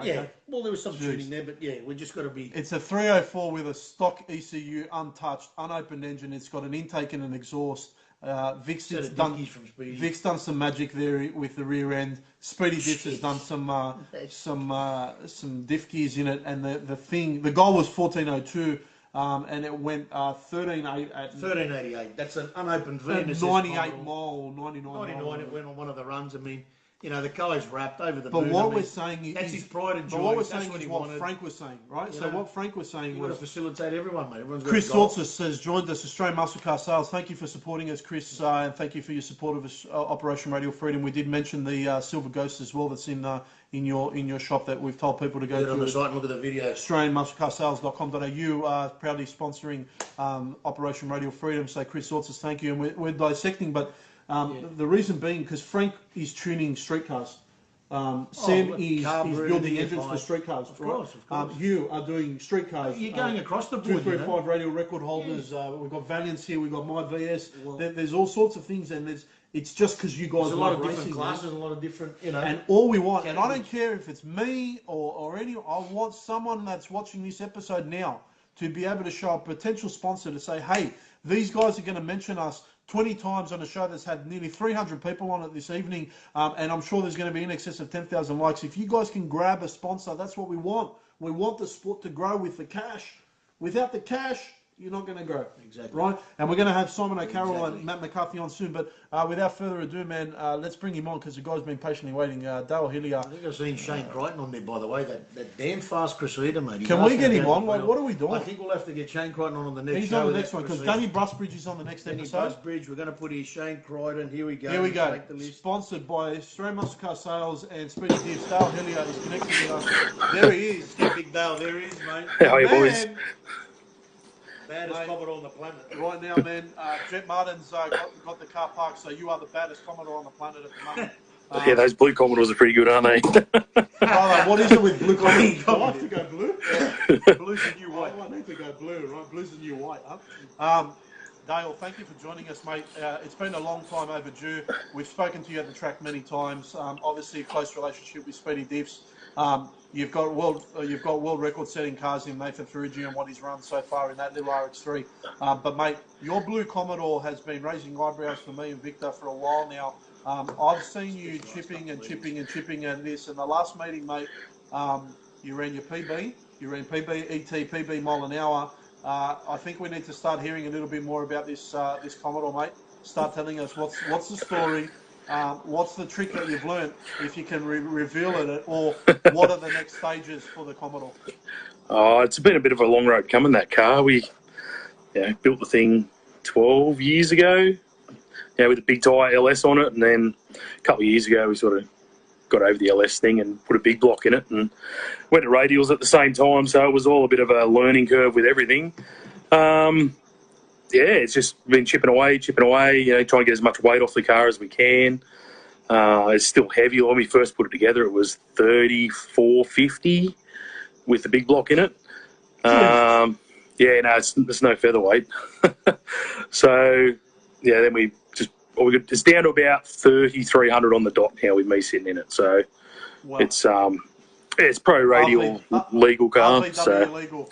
yeah. So I know this car will never be an RVW car. I don't think it's a bit too much of a porker for that one. But yeah, bullshit, mate. Bullshit. It's gone to 27 at 179 at that weight. So it's getting there. It's getting there slowly. Take 500 pounds off. What are you going to run, brother? Oh, mate, if I can get 500 pounds off it, I would. But unfortunately, to get five. But you know, if we look at these cars, if you look at that power level, you take 500 pounds off your car right now. What are you running? It'd probably go at least 2 tenths quicker, I would think. So, you know, without a doubt. Absolutely. So, and that's why Vic and I know exactly how heavy that car is, and we know how heavy some of the other cars are. And that's not to detract from them. There's no rules to state weights, but we understand what the power means versus mile an hour versus weight, right? It's always harder when it's heavy, but we built that car to run in pro radial, so that's what we're doing. But you know, running the Kenda stuff is unreal. The guys up there run an awesome show, and everybody that races in it is just unreal. Great to hang out with and talk smack in the pits, and you know, down the finish line, everyone's high fiving everyone. You know, it's unreal up there. So yeah, we're going to do all 3 rounds this year at Willowbank, and we've got some changes coming for it for the next round. So hopefully it goes a bit quicker, but we'll see how we go. More power or lighter, or? I've got a pair of bigger turbos coming, another converter.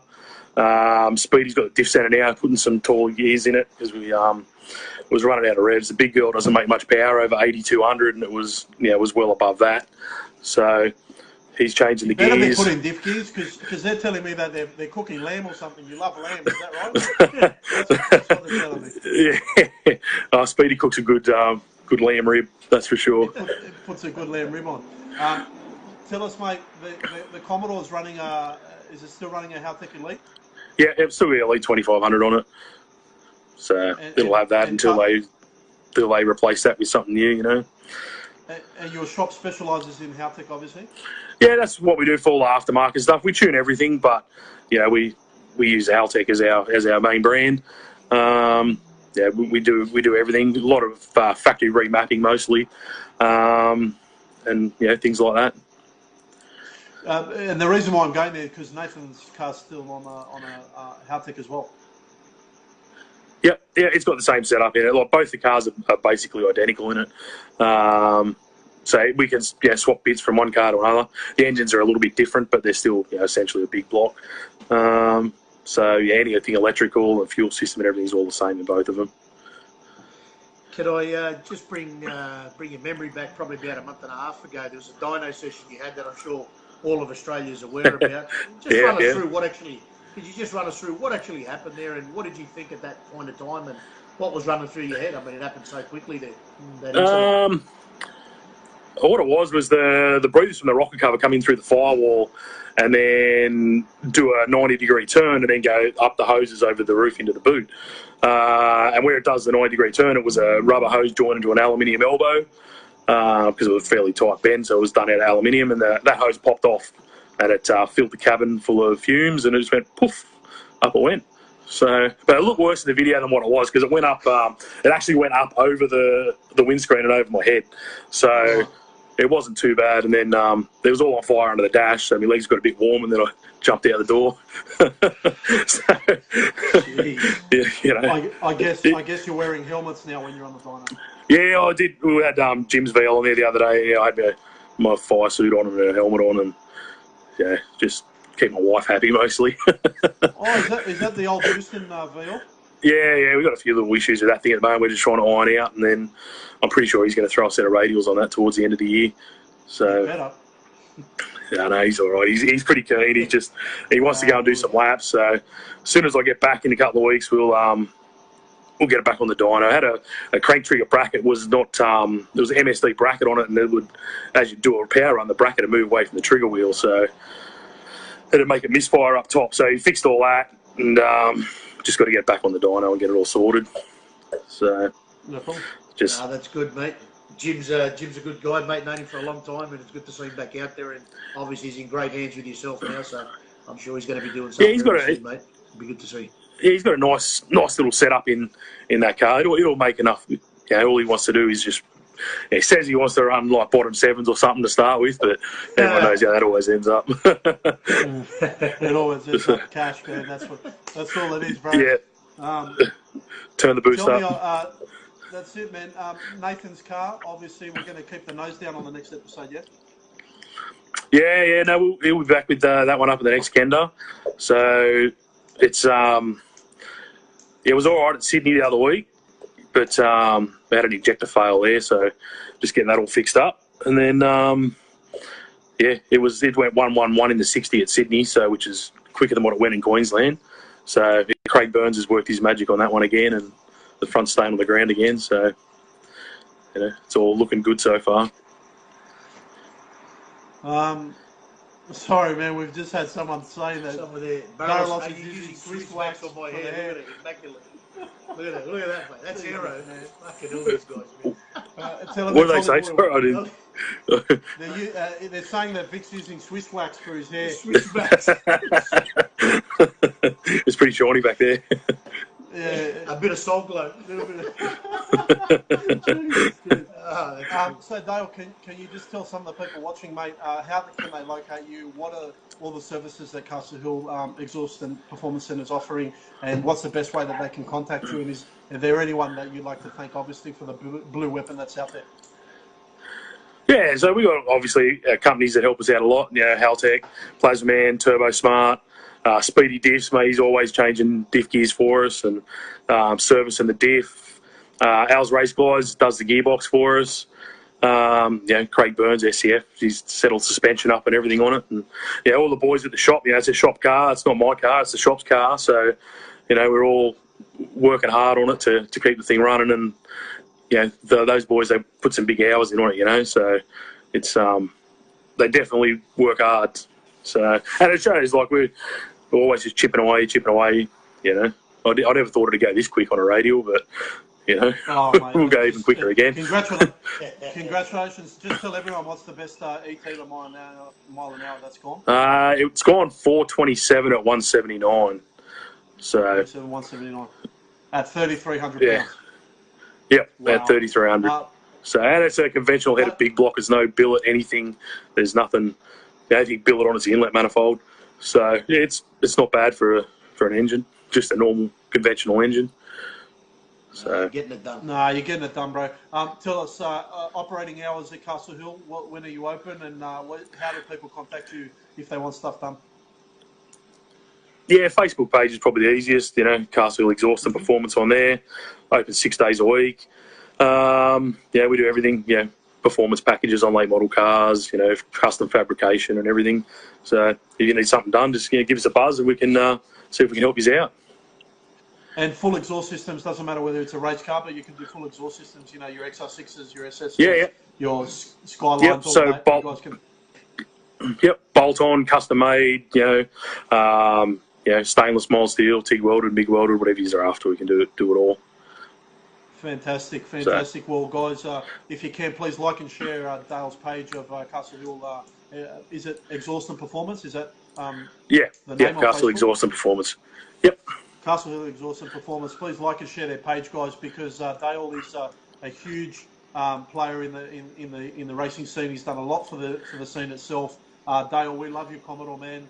We love what Farouj is doing. We love what your customers are doing, mate. And congratulations on all your achievements. And we can't wait to see you continually better everything that you've been doing in your car.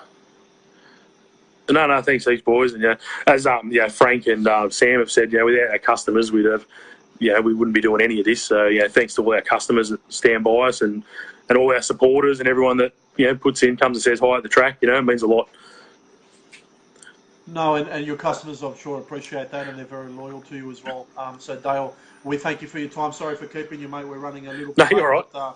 But thank you for staying online, and mate, we look forward to having you on again soon. No worries, mate. We'll see you up at Queensland in a couple of months' time. Absolutely, we'll be there. Thank you. All right, mate. Happy Easter. Have a good one, guys. Same to you. See you, mate. What a humble dude. Hey, brilliant, mate. Look at that. 427, eh? In that big, dirty Commodore, man. Brother, Dale can come out and just go like that to everyone because, like, if you look at what Ferrugias is oh, doing, mate, he's just a humble guy. He's one of the hardest working guys I know, mate. 6 days a week. They've had a hard run there, and mate, they've had things turned for him. And look at that, 427. Bro, you know, engine program, 179, 3,300 pounds. program now. I mean, I think it is at SCF's involved with the guys there. Yep, they have been for a long time, man. So you know, I mean, he's chipping away in 427. There's nothing to sneeze about that in radials, man. And you look at what Ferrugia's doing on the 275 as well, man. Absolutely. Little RX3, you know, and. You know, those two cars. Well, RX3 is a big motor now. But anyway, it doesn't matter. He's going to be doing something real big, you know. I mean, there's no rules for the weight, man. So no, absolutely. Matter, right? But so, you know, if you look at what they're doing and you look at what Dale's achieving, man, it's absolutely amazing. So well done, and thank you again, Sam Fennick. Thank you, Frank Marchese. Thank you, Dale Hillier. Absolutely fantastic having you guys on board. We're going to kick it into the cash now. We need the cash. The cash. The cash. Yeah, is no where cash. it's at. There's cash It's in the fridge. Cash, because there are people that are spending money, but there are people betting money, and that's what we want. We want the betting happening. Sesame Street Outlaws. There's a couple of big birds. There's a couple of bluebirds. Well, you know what that's all about. Me, mate. You know what's going on. I got the big dogs coming on tonight, man. So the big dogs are coming on. I think bring them on, mate. These guys are putting their money where their mouth is. Mr. Sam Nasser says cash days there. Cash days. Look, Sam, man, we're not Street Outlaws, but this is Sesame Street Outlaws. I think the Sesame Street Outlaws was what Stevie Fast called the guys on the street outlaws. Absolutely, that's what it it is. Anyway, it's all fun and games. Listen, man, we're not interested in banging these cars against walls and doing no prep shit. No prep. Man, I saw a guy, like, he didn't even pull the chutes. The guy was that excited, he was running the pass. He didn't pull the chutes. Some doc guy on the last episode of Street Outlaws didn't pull the chutes. Man, they couldn't race the rest of the night. But anyway, Dave Reed's watching Mr. Drag Photos, Drag Videos there, and proud promoter of Kenda 660 Radial Series, which is coming up in Banaraby Raceway. And without further ado, we've got to bring him on. Sesame Street at what? Matty McCarthy. Hold on, Matty, I can't bring you on, bro. Oh, man. Get on your phone, man. Simon O'Carroll. Where's O'Carroll? Let's get Candles on. Man. Candles on first, man. Oh, McCarthy's hit the tree. He's two-stepping, but he's too late. O'Carroll's coming on first. There it is, mate. He's bringing up the bulbs. I think he was snoozing, man. The Candles is on. He was snoozing, man. Chris Torts is the cash man. What's he saying there? What do you mean? Oh, the cash man. Michael Rubanas. Absolutely, man. Thank you for sponsoring, mate. He's the cash man. Chris Torts is Australian Muscle Car Sales. Thank you for sponsoring us. Operation Radial Freedom. How you going, boys? I need you to put headphones on.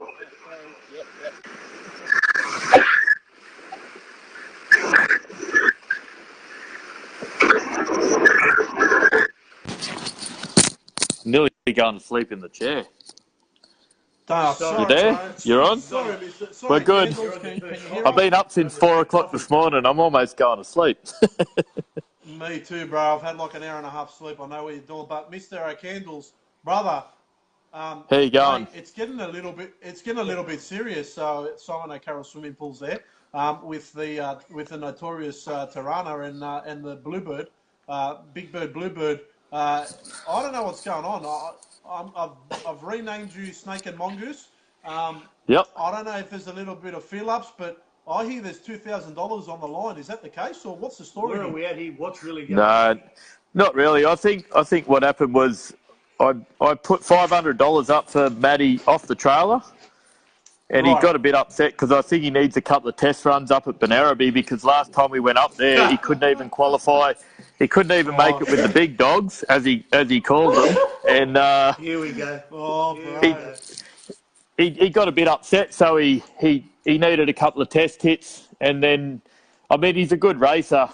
I'm a bit worried because he's probably up there as the number one consistent racer at the moment with the times, and he's not the fastest, but he's the fastest consistently. So he's definitely one to watch. But I think he got a bit worried because I challenged him off the trailer, and he needs a few test hits because last year it took him about 6 goes before he actually got it down the track, and he couldn't even run with the big dogs last year at Banaraby.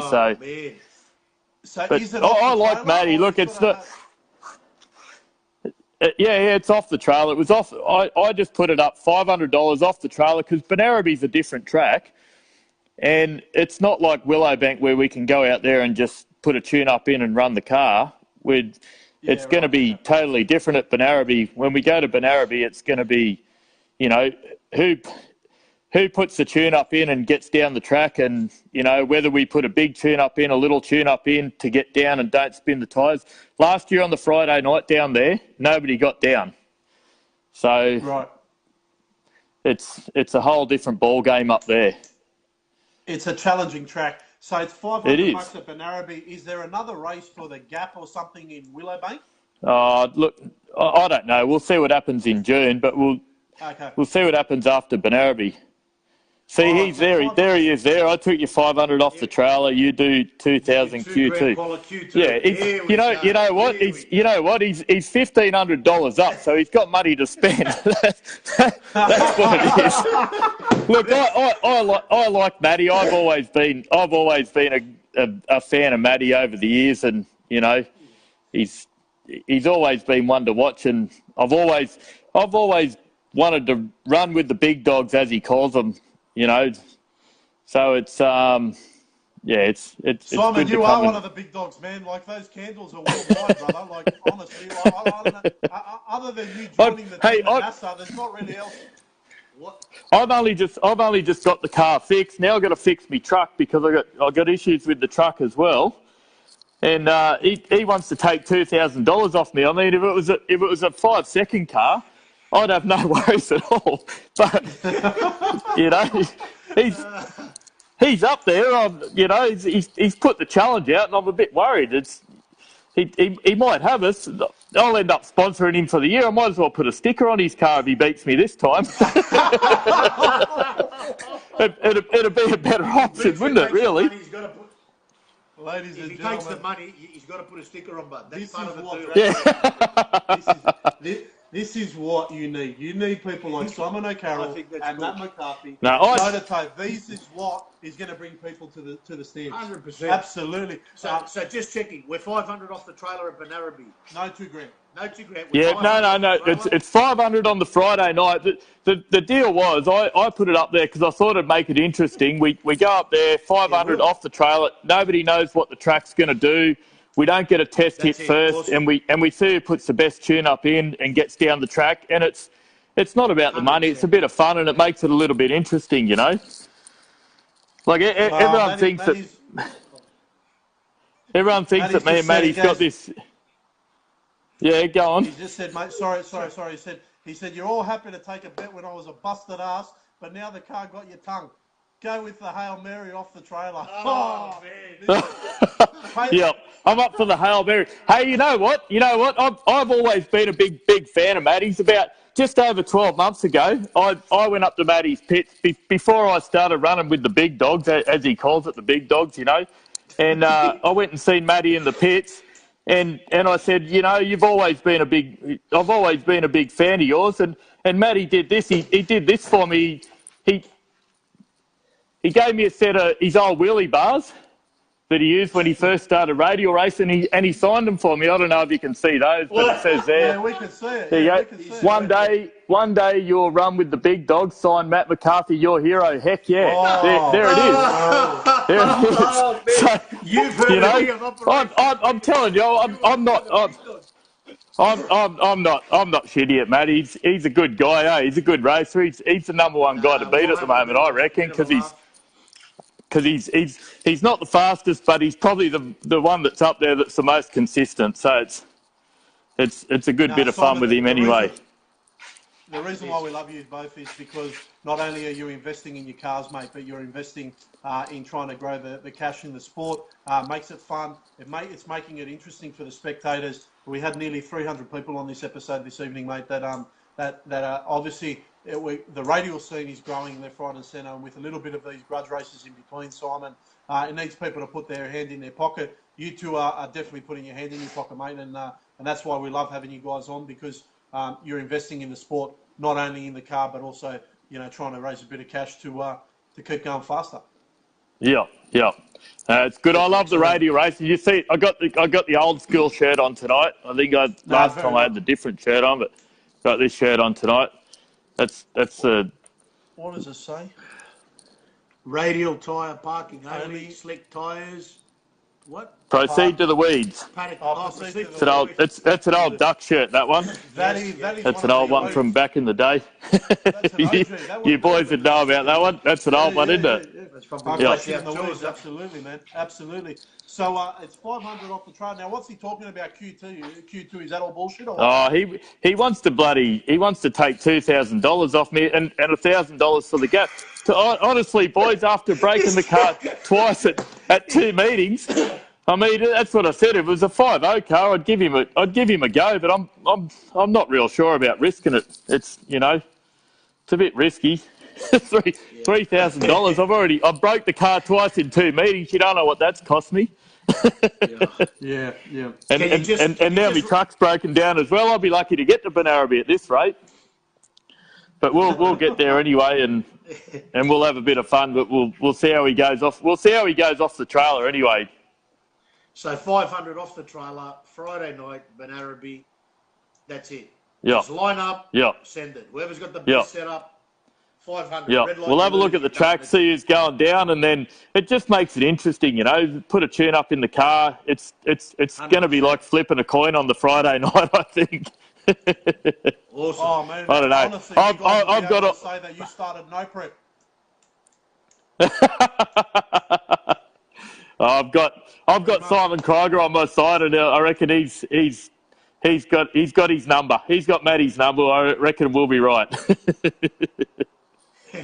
Brother, all I know is that if he's anywhere near your doors, man, you're going to burn the doors off the Bluebird because those flames are so fucking big, man. Jeez. Krieger's got if I can't beat him, I'll burn his doors off. Marshmallows Friday night. I know. He's probably going to come on. He's probably going to come on here after and go, you can't run with the big dogs, and all you do is you break your car and you send it to Sydney, and everyone else fixes it. But anyway, that's all good. All I do is change spark plugs in the car and put fuel in it. Apparently, it's not a bad shed for someone that just puts spark plugs in their car and just puts fuel in the car. That's my new shed. You see my new shed? Oh, Bill? Yeah, it looks great. It's not bad, eh? Pretty big. Going all right. What do you mean it's not bad? It's better than most workshops, so you're all right. But all I do apparently is put spark plugs in the car and refuel it. So that's all right, though. It's low maintenance. That's all you need. I was gonna ask you 2 things. The first thing is just quickly run us. What were you thinking when you came out? I was at about 200 feet at Willowbank that Friday night, and you put the car in there like that. What was going through your head? Everyone asked me that. And you know what was going through your head? You don't have time to think. I tell you what I told everyone else. When it went up the first time, I thought, oh, shit, this is going to be expensive. And as it came down, I thought I'll try and soften the landing. So I hit it again. And in hindsight, I probably should have given it half throttle and not put the gas back on. And it may have just pedalled through it, but yeah, it decided it wanted to go to the moon. I don't know. You don't get time to think about it. You just when I saw pitch black and I just knew it was bad and I had the shits. I had the shits with myself. The biggest problem is you get too complacent in the car, and that's one thing I'll never do again is get complacent in the car. You go down, we did 3 perfect runs in the car and it went down perfect. And I thought, yep, the thing's never going to wheelie again. And the next run it comes out and it wheelies. And you get too complacent and you're not ready to catch it. But next time I'll be ready to catch it. We got the panic button in there now. Krieger's put the panic button in there for me. So I think we'll be right. It can't happen again anyway. I've been told by Craig Burns I'm not allowed to come back to the shop again. So it was a mad rush that night by everybody to try and get the car fixed and what have you. Oh, look, it was just good. Looking back, I probably should have had a test hit before I ran Matty again last time, but I won't do that. I'll stick to my word, and you know, if he wants a race, I'm always up for a good grudge race. So I'll run no matter what. We should have probably had a test kit first. Have you got any parting words? Have you got any parting words for our mate with the bluebird? Because you know when he comes on in the next 2 minutes, he's going to be all over you. Oh, he's going to feed it. Yeah, he's going to give it to me. Say whatever you got to do. Just let him have it now, mate. If there's anything you want to say, tell him now, mate. Tell him. Oh, look, Matty, you're always my hero. If you beat me, then I'll be proud of you that you beat me. That's all good. There you go. He's a gentleman. Look at that, Simon O'Carroll, mate. Simon, you are a gentleman. We'll see what happens in Benarabi. Before you go, mate, we did notice as well that you've been announced as a major sponsor, obviously, for the Kenda Series 660. Thank you very much for what you do for the sport, mate. Thank you for what you do at Willowbank Raceway, and thank you for the investment that you make to make racing better for us. And that's on a serious note. The other thing that you said that was very serious as well for some of the racers that are watching was about what you just said about complacency in the vehicle. We've had some very good pointers from everyone so far, and that's a very good pointer for anyone that's watching. Do not become complacent with the vehicle, and that way you won't have to be pulling out money from your pocket to repair it.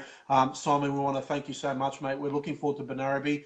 Anytime you want to come on, mate, we want you on the show because what you do for drag racing with Simon O'Carroll Swimming Pools is phenomenal. And we thank you on behalf of all the racers at Kenda for you dipping your hand in your pocket to help out at Kenda as well, mate. Thank you so much. No worries. Thanks for having me on the show, guys, and it's a good show. Good on you. Just keep it up. Thank you, mate, and thanks for what you do. Appreciate it. Cheers, boys. See ya. Thank you, mate. Thanks, Simon. Well, guys, I'm sorry to finish that one off on a serious note, but again, it had to be said because the man's dipping his hand in his pocket. And, a safety point. There's a couple of other guys in there. Acting at all four wheels in the air, dragging the bumper, mate. Kenda Radial Racing announced Simon O'Carroll Swimming Pools, obviously. As one of the major sponsors. Sean Richardson's in there as well now, and High Tech Oils has just joined as well. So I'm just putting it out there for Kenda and everything they do, guys. Like and share Simon O'Carroll. Please go to his page, Simon O'Carroll Swimming Pools. What a character. And I think Simon is going to be Snake. If we look at Snake and Mongoose, I think he looks like Predome a little bit. You know what I mean? He's a bit more. He's got that little bit more subdued. Yeah. But less is more here. Less is more. But Matty McCarthy, he's McEwen, mate. Oh yeah. He's McEwen. He's coming out. He's like a pit bull. He's bang. He's there. So just recapping, $500 off the trailer, Friday night. No testing. No testing. Yeah. Who's going to have the A game on? Bring your tune-ups. Now, Simon didn't say no to the... I'm sure Simon will know what he's going to be doing with Benarabi, mate, and I'm sure Matty will. It's going to be awesome to see. Both men are not afraid to put their hand in their pocket, mate. So this is what the sport's about. This is what we're trying to drive from the racer side of you now. Bit of a good rivalry there. I know that Ray and Elia have got a big race at Kenda, at the Kuta. At Kuta, we're just going on to Kuta, are we? Right, well, I'm just going on to some of the bets before I bring Matt McCarthy on because Matt's probably getting some props ready, right? Yeah. Just recapping, 25th of, May? April? Yeah. Sorry, 25th of May coming up. We've got the Kuta Mundra SMC 500 Challenge there. Yeah. There's going to be a couple of tough cars there. Well, I know Speedy's got a couple of races for a couple $100. Yep, there's a guy there with an LS with a VL. He's put it up against his guy. It's Ray Silver up against Ilya Dukas. Is that his surname? That's his name. That Greek name there gets me all the time. Mate. In that walking shot. The battle has been going on for 3 years with these guys. Ray has pretty much had it all over him. Last year, they were virtually inseparable. Now, the reason... this year, they're putting down the money. I think, 500 for the win and 500 to be gapped. Now, but these guys are running the for money on radials. You don't know what else has happened. You know. So what I heard what's come to light here is if Ilya beats Ray and McCarthy, this is what we like, right? McCarthy, this is why we're saying this. If Ilya beats Ray, the number plate is being forfeited to the loser. You're joking. No, mate. The number plate's going. I don't know. So this is why we've got to bring McCarthy on now because that's why we wanted to bring that on. Bring McCarthy on. McCarthy's coming on. I'm sure he's got his 500 ready, mate. Just sitting there, mighty bird. He had his 2K ready. Hear that? He's trying to bloody take all the bloody Simon's money. That's what he reckons. Hey, Matty. Hey. Yo. How you going? Yo. Did you have a balaclava on when you raced, mate? Because apparently you're robbing bloody O'Carroll there, man. What's going on? Yous are breaking up on me. I said, have you got your balaclava on when you're racing O'Carroll? Because you're robbing all his money, records. You're taking all his money. What's going on there? yeah. Well, no, I got successful on the first bet, like I said. But I think when I threw it out there, I think I'd had a fair few under me belt that night, and yeah, I was running busted ass at the time, and I bet there was a whole lot of fellas that were just rubbing their hands together, going, it'd be like candy from a baby. What idiots! What idiots! And now, mate, they're running scared to open their pocket, but the only one that's open in his pocket is Simon O'Carroll, who's going to go head-to-head with you off the trailer for $500, mate. But what's the story there, Matty? Do we need some more cash to be making this worthwhile for everyone? Yeah, well, I did hear... he did come at me with the $500 off the trailer with his big Hail Mary. Obviously, he's oozing with confidence at the moment, so that's it's always good to see, you know. Well, why don't we see? I guess he's hoping that whoever's coming to help him is going to put the mattress down, so when he falls, he lands on something soft. So. But other than that, I've got the bluebird. I got the bluebird all ready to go. I'll just give you a bit of a look at it. There it is. There. You know. What's going on? That's the bluebird. Yeah. Yeah. Look at it. Look at it. Let's go. Look, it's a single. Yeah, it's a single turbo now. Has it beat the Jenny Craig or something? Hey, I got the bluebird. Like, I mean, if you're going to take on some, if you're going to take on 700 plus cubic inches with, I don't know, more spray than a fucking than a PGA more when the sprinklers are on at a PGA golf course. Yeah, it's that's a more appropriate one. Yeah. Yeah. But anyway, the car's not. It's only a little shed, you know, because you don't need a big shed. Big shed can actually give you a big head. So. Yeah, little shed with lots of tools that actually do stuff and things and stuff. They're handy. Oh, yeah. And the boys always get to see this. Here's the dyno. Good old faithful. I don't know whether you can see that. Good old faithful. There it is. Oh, here, you know. Look at that. That one's perfect. That one's perfect. Look at that. Is that see a tune-up? That's a tune-up. It's bloody perfect. Yeah. Yeah. That's the tune-up that Jordan Rest rejects. Yeah. But actually, I was looking for recommendations once we go to Banaraby. Does anyone know anyone up there with a Carolina? Carolina? I'm not sure. I'm not sure, but someone's asking, do you know who Naked Jesus is? I don't know. Ken the Jesus. Jeez. They said it's Easter. Do you know who Ken the Jesus is? I don't know. Nick Harvey. Now, Lisa Marie O'Carroll, she's not impressed with your call-out, to be honest with you, Matt. I'm actually losing his a little bit, so I can't quite hear you fully. Yeah, Telstra making life easy for you, mate. Hey? Telstra making life easy for you. Anyway, we'll just have a look here. See, the car's locked and loaded. Oh, shit. Yeah, we're going up there to do a week of testing. So... Oh. I'll be happy to take $500 off him. He's going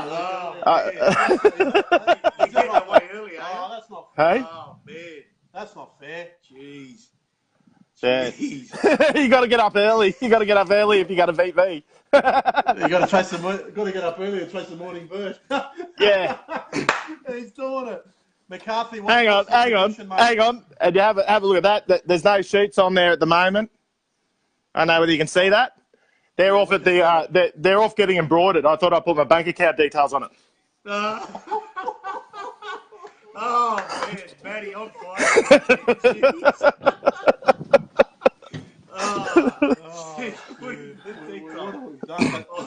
No, but honestly, Simon, I know he's got a bit of a big. I mean, that's just we're just going to roll up there in the trailer with the, go out there, have a little bit of fun. But I guess he's probably going to try and get a trailer like Perry's or something, and see if he can fit a Carolina in there or something. So. Oh, jeez. And yeah. Maybe Snickers will lend it to him. Oh, yeah, he likes to have a dig at me about bloody having the wheelie bars on and stuff. Does he need to bring his chef up with him? Yeah. Yeah, but does he need to bring Craig? Does he need to bring Craig from SCF up with him? Is that what you're saying? What's that? Sorry, mate. Does he need to bring Craig from SCF up with him? Is that what we're saying? Just let me unplug my earphones and plug them back in because it's not working proper. Hang on. Shit. He's in North Queensland, mate. There's no restriction up there. You got me? Yeah, we got you. Yeah, righto, cool.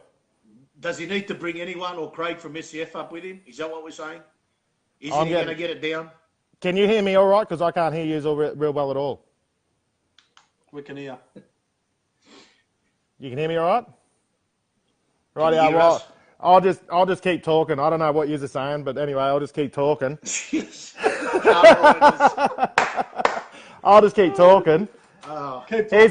We go down the back of the shed down here. We go down and have a look. Here's the wheelie bars. They're still down here. I keep them. I don't know what bloody Carol's on about, but yeah, I keep me wheelie bars. They worked out really, really good for me, you know, because like, I don't know, I think I've been racing since 2013 and I haven't wrecked anything yet, so I'm pretty happy about that. If he stopped wrecking shit, he might be out a bit more. Well, I think we're going to leave it at that. I think we're going to leave it at that, mate. Jeez, I think he's trying to come on now. Look at this. Simon's trying to come on. Is he trying to come on? Oh, He's trying to come on again, is he? What? Yeah, he is. Rightio. Oh, is he trying to come back on again? Get him back on. We can do this for a little bit. Oh, shit. Rightio. Oh, here we go. Rightio, get him back on. All right, I'll get him on now. Oh, shit. Righto. No, not Darren. We can't put Darren on. Hold on. G'day, Carol on. Oh, shit. The rebuttal. Excuse me. Can everyone hear us all right? I think Telstra was making life easy for Matt McCarthy up there. I don't know, man, but geez, he's talking about car aligners, auto bodies. He's talking. Mate, I've been told he's bringing SCF up there. Mate, the guy's that confident. He goes, I've had 2 goes without chicken sticks. We're good to go now. I knew it was coming. Simon, hey, I think the guy is out of control. He reckons you're going to have SCF in the back of the car with you or something coming up the Benarity. He's dreaming. He's dreaming. The car's all good to go. Look, I'll admit it. I can't build a race car. I can't build an engine. I can build a good pool, and I can pay for a good engine and a good race car. So he can eat a dick. You heard it there. What was that? Say that again. I can't build a good engine and I can't build a good race car, but I can build a good pool to pay for a good engine and a good race car. So Matty can eat a dick. Because you know what, he's got no excuse. Because for a living, that's what he does, doesn't he? He builds race engines. He does. And that's his whole claim to fame. Yep. So you know he's got no excuse at the end of the day. You know, and his thing about the wheelie bars, like, come on, Matty, like, I've been racing since 2000. You know what gets me? I've been racing since 2013, but the minute I put radials on my car, I'm going to put wheelie bars on it so I can try and get my shit together. Well, you know what? I haven't been racing since what did he say? 2013. He's been racing. Yeah, he was running 10. I seen a thing from Michael Bennett the other day. He was running 1090s with a nitrous 202 in the late 90s, 2013. He comes out first time on radials and he puts wheelie bars on his car. You know what? I've never run a car with slicks on it. I've only ever run radial tyre cars to the front. And I will never, you know what, Krieger said to me yesterday, he goes, you know what, I was starting to think that maybe we should put wheelie bars on the car until we can get it sorted. And I said, you know what, it's never fucking having wheelie bars on that car. And he goes, oh yeah, bro, but you know what it's costing to, I said, I don't care. I said, I'll pay 10 grand to fix the car. I will not put wheelie bars on that car, ever. That car used to be pink. It used to be pink and had wheelie bars and slicks on it, and that will never, ever happen again to that car. I will never abuse that car by making it pink with wheelie bars and slicks on it. That is just abuse to a Tirana. You know? How could you do that? And Matty comes out and he puts radials on the car and puts wheelie bars on it. It's like putting training wheels on your fucking bike until you get used to it. Come on, man. Really? Bro. Simon, he reckons he's a fitter and tuner. A fitter and turner. Yeah, fitter and Dig turner. a hole and it's filling with water. Fish on. Hey, if he gets too smart, I can just dig the pool a bit deeper.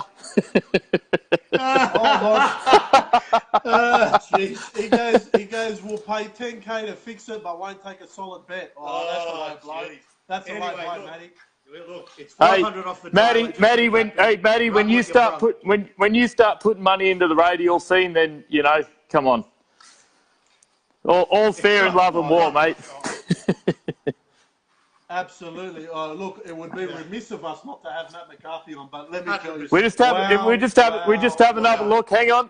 We just have another look at me momentum on the wall up here. Matty's old radial.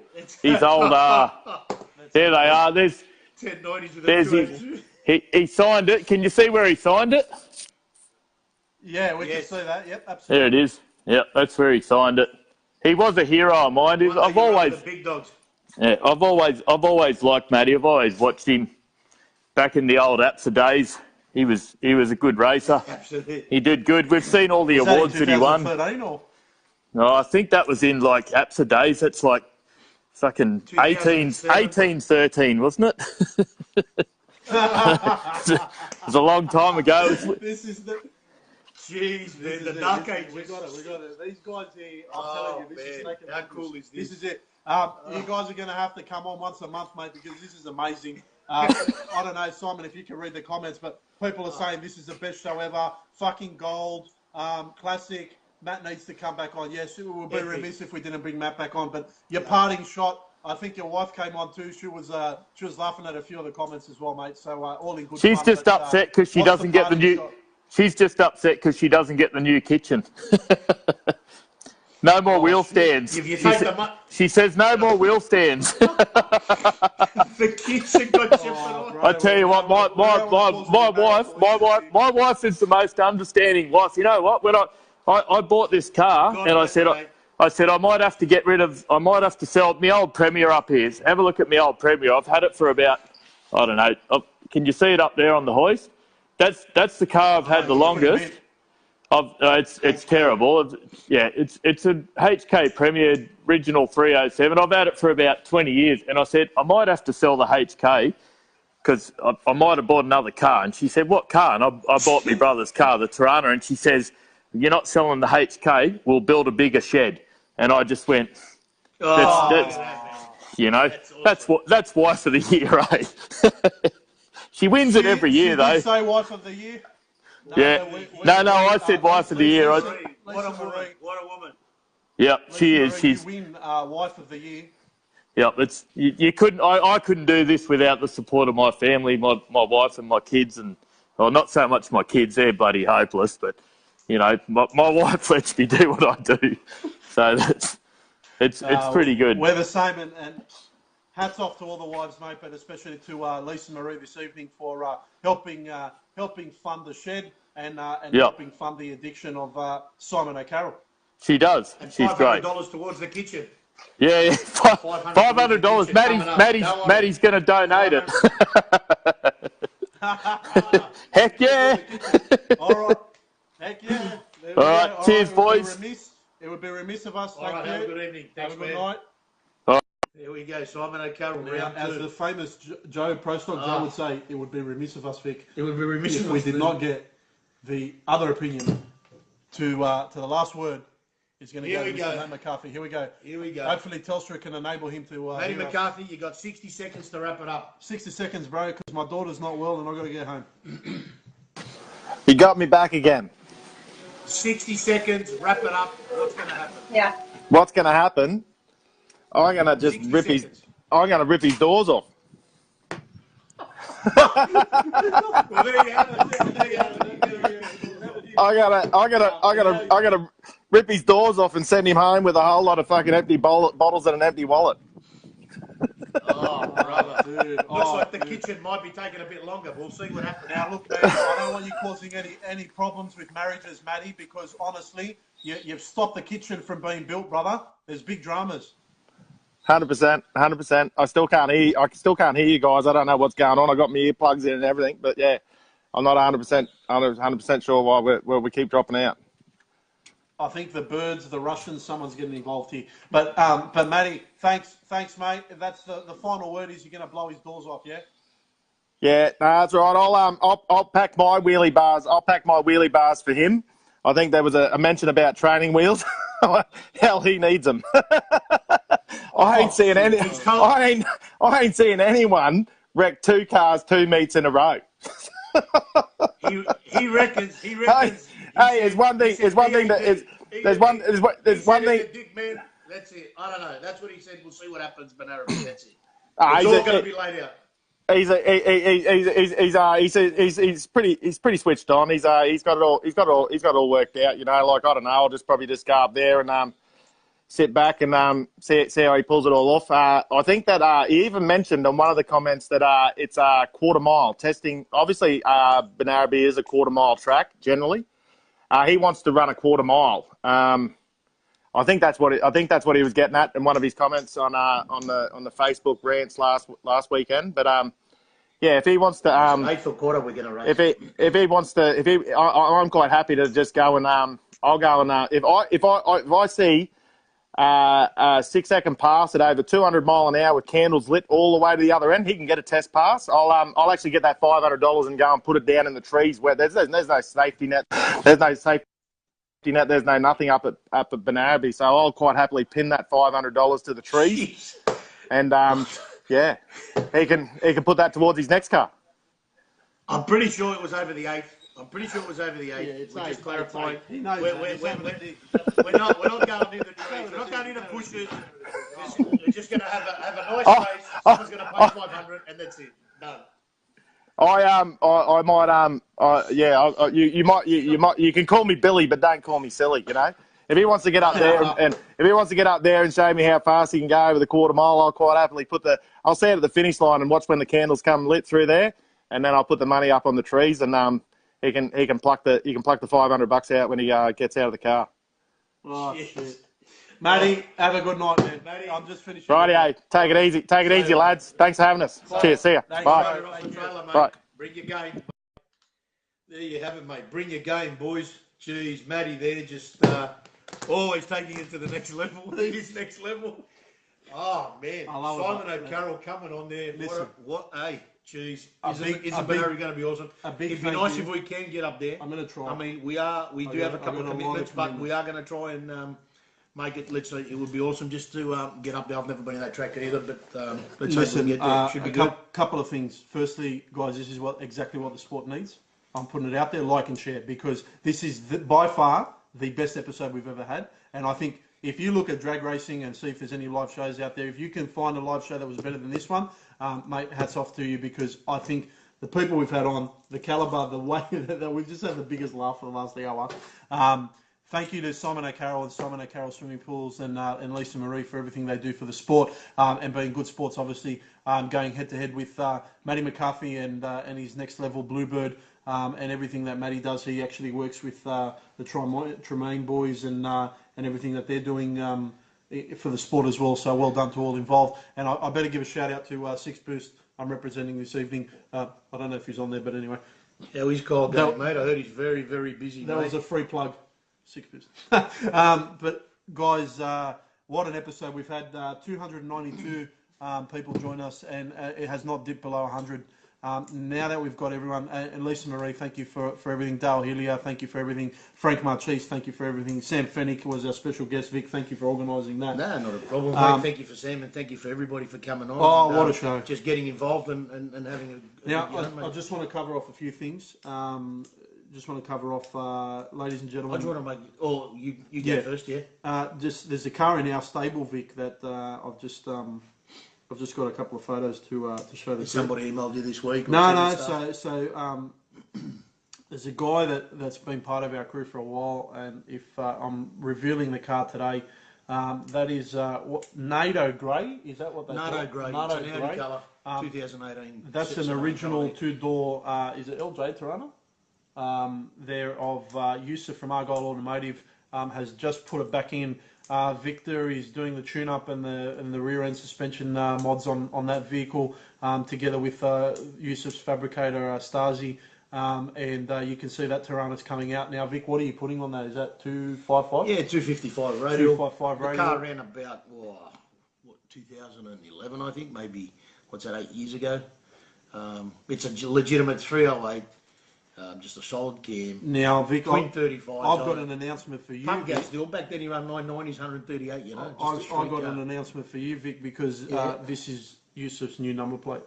73 Jet. There you go. All right. There you go, mate. He's joining the crew, mate. The year mate's coming off. 73 Jet's going on. And just to show, there is send you a couple of photos here. Yeah, there's your radial there. So that's what's in the build for one of our boys anyway. And he's let me reveal that car this evening. So there we go there. Now, Victor, there were some tragic circumstances this week that I know you wanted to touch on, yeah? Yeah, there was. I'm pretty sure everybody's aware.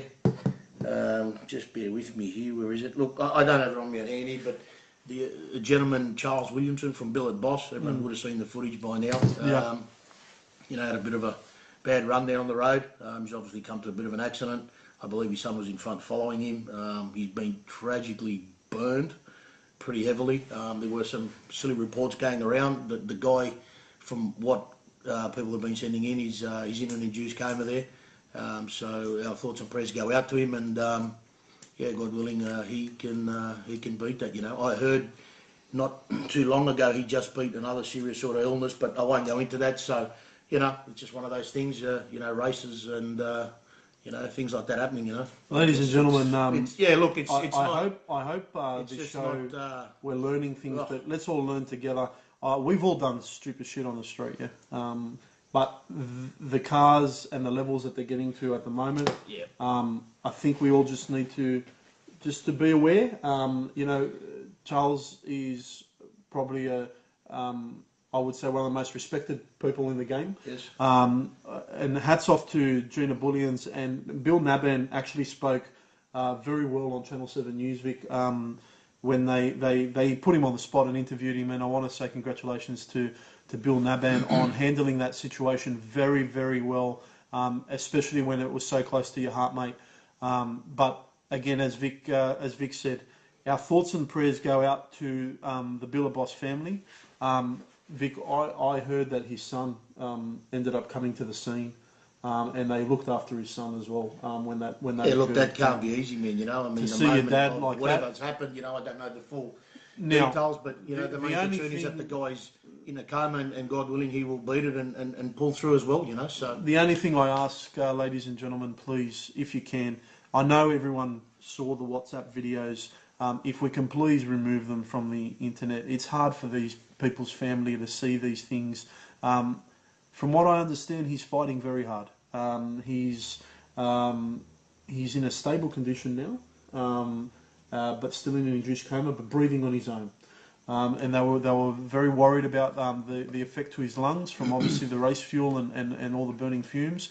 So the good Lord, again, I think has put his hand in, and we wish a recovery in a speedy fashion for Billet Boss, not only for himself, but we wish all the strength this Easter for his family as well. Vic, very tragic circumstances. I mean, there's a number of other people too in the last month and a half. I could go on. I've been involved with a lot of things myself, but I'm not going to go into it. It's not to put a damper on the mood or anything, but be safe. Everyone's got issues in the background and stuff, and stay well as possible. And please, if you're going to race, mindful, mate. If you're going to do anything, just do it at the track. There's controlled circumstances. We saw some great results. You had the VN, the Super VN. Mick's got a family. He's a plumber by trade, and he took it to the track and he ran his number 13.8 at 98 mile. And that's probably one of Australia's fastest unopened 304s, right? And you've got that the CMV Performance. They had the territory. Mate, they took it to the track. 10:27. 10:27. What a great result for the boys there. So, guys, if you want to do it at the track. The tracks are there for a reason. We support the tracks in their safety initiatives. Very unfortunate what happened to Billet Boss and the circumstances that occurred. But we love it. We love everyone to be safe. We want everyone to enjoy what we're doing. We love the call-outs. If we're going to do call-outs, let's do them at the track, yeah? Because that way we can all see them. We can get video footage and all the banter left, right and centre. Vic, I want to take this opportunity to wish again your very good friend, Steve Naban, a very healthy recovery. We know he's gone through surgery. Gina, if you're watching or if someone's watching, we've mentioned it in previous episodes, but if we can get Steve, just tell him that Victor Jet sends his regards and his love as always, and the guys at Operation Radial Freedom, mate, we love him very much. But man, what an episode! Awesome episode. Just have a look on there. Let's just have a look. See who else wanted to come on there for a moment. Who we got? Keep going up there. Let's see. Mr. T was on there. Zortzus. Keep going up there. Keep going up there. Yeah. Keep going up. I didn't hear from him back. I had a text there from. From Shane. Gina, can we bring you on just to talk briefly, or if you don't want to, mate, there's no problem with that. Fine. Let us know if you want to, and we'd love to have you on. To be honest with you, Vic Elfie's CMV Performance. Next episode, we're going to try and be there. To be honest with you, Actually, Billy Burgo's on. Michael Hernandez, mate. Listen. Does he want to come on briefly? We actually should. Can we congratulate him? Is the question, mate. Just add. Let's see if we can get Michael on before we wrap it up quickly. Right, hold on. Yeah. Didn't he run fast, man? What on earth happened there, mate? 6:40 at 2:27. Graham Routley, yeah. Without Corliss and Bounty in the sport, it wouldn't be fun. And by the end of the day, we all talk shit, have fun in the sport. We all love and have a laugh with great mates alike. What an absolute awesome show, guys. Keep up the awesome work. What you do for the scene, keep it up, guys. From G&T Performance Engines. G&T Performance Engines, thank you so much for your support. Thank you for what we do. Thank you for what you do, and thank you for supporting us. He said he's in bed. All right, well, listen. We just want to congratulate you, mate. Big didn't get a message, man. Next show, maybe. Yes, no, definitely Shane Crichton. We will. We've got you penciled in here. Oh yeah, we've got you penciled in for 2 weeks from today. Small block. Danny Busbridge, I believe. Absolutely. That's we get the so far. They're two. on. I'm trying to get Shane T on for the next episode too. I think you just saw him now. Yeah, is that right? Or small block, 227 mile an hour. That's eat a dick. That's performance. That's eat a dick performance there because BK, man, getting it done. Huh? BK Engines. Hernandez, congratulations! What a fantastic wheel job that you had, man. I think you've gone above and beyond your brother. We were mate. Like jumping up and down. We couldn't believe it. I said to Vic, I go, Vic, look at his time card. He goes, bullshit. Absolutely, bro. That's exactly what happened. No, I haven't got a response. Oh man. Okay. He may be busy, but that's fine. Simon Krieger, thanks for your support, bro. Yeah, this was the best episode ever. I'm very humbled, mate. 292 people. Yep. Sorry, you No, I was just going to say, any last call outs there was. I've got here Dimitri Petru there. Anyone know who he's? Yeah, he's got the Ford Ute that's Anybody know him? Is that Budget Petrol? He just ran sevens. 787, What a legend. Where is he? Is he on? Had to give him a mention. Is he on here or what? He has been chasing for a long time and now I well-deserved saw man. Con from Wollongong was involved with that car. Is Con, that right? BK, a couple of the boys there. 787, 179, 275s, twin turbo, small block Ford. You know who I see? I believe he weighed in at 3850 there. Sean Hale, you're on the next episode, bro. I'll just weight behind that thing, by the way. Did he? Yeah, the boy showed us. Yeah, 3,800 pounds or something. 3850 or something, man. There was 4,000. Dimitri, Speedy, Diffs, Con, Mikoladakis from Wollongong. Mate, congratulations running your first 7-second pass. Well, Dimitri Petru, congratulations again, mate. Absolutely, man. 787 there, you can just keep cruising on the street, man. On radials. On radials, man. Absolutely, there you go, man. Another guy EAD getting it done. on radials. Arthur Klassor, slicks are so 90s. Absolutely. You know. Yeah. I guess somebody told me once years ago, they said, you know, slicks are the easy way. Radials is the fast way, so I'll leave you with that. It's been proven left, right and centre. You know, when you got guys with bloody 235s running 118 in the 60, dropping the hammer at 7,000 with 40 pound of boost. Yeah, Jim, 3850, man, at 787 is mate. Yeah. I know yeah. You're right there, man. Again, big thank you to Australian Muscle Car Sales, Chris Ortis and the team there, AustralianMuscleCarSales.com.au and also Speedy Diffs, SpeedyDiffs.com.au. Please reach out to them because they're supporting Operation Radial Freedom, bringing you, I would say, the best episode in drag racing by none. Yeah. I've got a guy here, Neil. He's got a blue XC. Yeah. West End under motor. Oh, yeah. Dirty small block in it, man. Like what's happening pump there? gas. I believe 1040, 1020, 135, 275s. Drove it there, drove it home. You're kidding. I think he's got the 990 sewn up, mate, once he gets the 60 down. So I seen him there on Wednesday night and the track was, pretty average. And I run it like, 11 O's, 1120s or something and played around a little bit. And all of a sudden he bailed out that 1040. So Neil there, man, keep going with it. And a great job by Sam at Western again, man. I thought that was pretty impressive, man. Drive home there, 135 mile an hour small block, pump gas, not even an E85. So He's getting it done. Just want a big shout out to Darren Ward as well. He got one of the t-shirts, but his car's coming along, mate. And mate, they're doing some great stuff up there in North Queensland. So Darren Ward, thank you for all your support, mate. Yes, I just got a message about Cranky Six. So obviously last episode we had Maria on. And she said, bring it, but Cranky Six bought it. So 275s just ran a 784, 175, and drove home. So, guys, can you send me the details of Cranky Six? Because we would like to have them on the next episode. Because if we've had Maria on, well, we've got to have Cranky Six on, yeah? And it's on Radial, so, yeah, they qualify. Send me details. I want to get them on for the next episode. When's next show? So we're doing it every 2 weeks, guys. So every 2 weeks we've got the show on. And I always, a couple of days before, I just put a bit of a teaser on who's going to be on. So, already we've got Danny Busbridge on the next episode. Shane Crichton. Want to have Cranky Six on. Going to have a US guest on, just confirming that as well. So we've got Cranky Six. Yeah. We've got Shane with a Crusader. Yeah, I want Sean Hale on as well. We'll see we get Danny. So Michael Brennan, his name is Dylan Murdoch. Thank you. Can you please ask him to message me at Jet275 just so we can connect, get him all happening, and we'll go from there. We can have a quick brief during the week. Just want to have a debrief. I have a debrief with everyone. Darren Ward, thank you, mate. Thanks for all your support, guys. I don't know where else we can go with this. This is the best show ever. Man, you've killed it. Knocked it out of the You've park. killed it, bro. Just Look at been it. rolling off your tongue, man. No, man. Great interview with Sam Phoenix, Victor. That's probably something that a lot of people are going to replay, mate. Yeah, man. Because a lot of information came out of that. Well, like I said, it's serious stuff. about uniting people and just obviously the safety aspect, man. You know, I mean, you got to understand what we're doing, and you know. Now there's no way around it. We would be remiss if we didn't mention it, but Kenda 660 of Banaraby is coming up in, I believe, 2 weeks. 2 weeks time, they're happening there. Guys, get your entry forms in. If you can make it, if you can sacrifice to get there, please do so. I'm trying to move heaven and earth to get there. Yes. I've got some big business commitments that I have to move something which I don't want to move, but we'll see how we go there.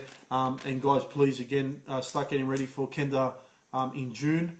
There's some big heavy hitters coming in that, and I know there is some special guests coming. So, guys, please get your entry forms in, give the boys some support, and go from there.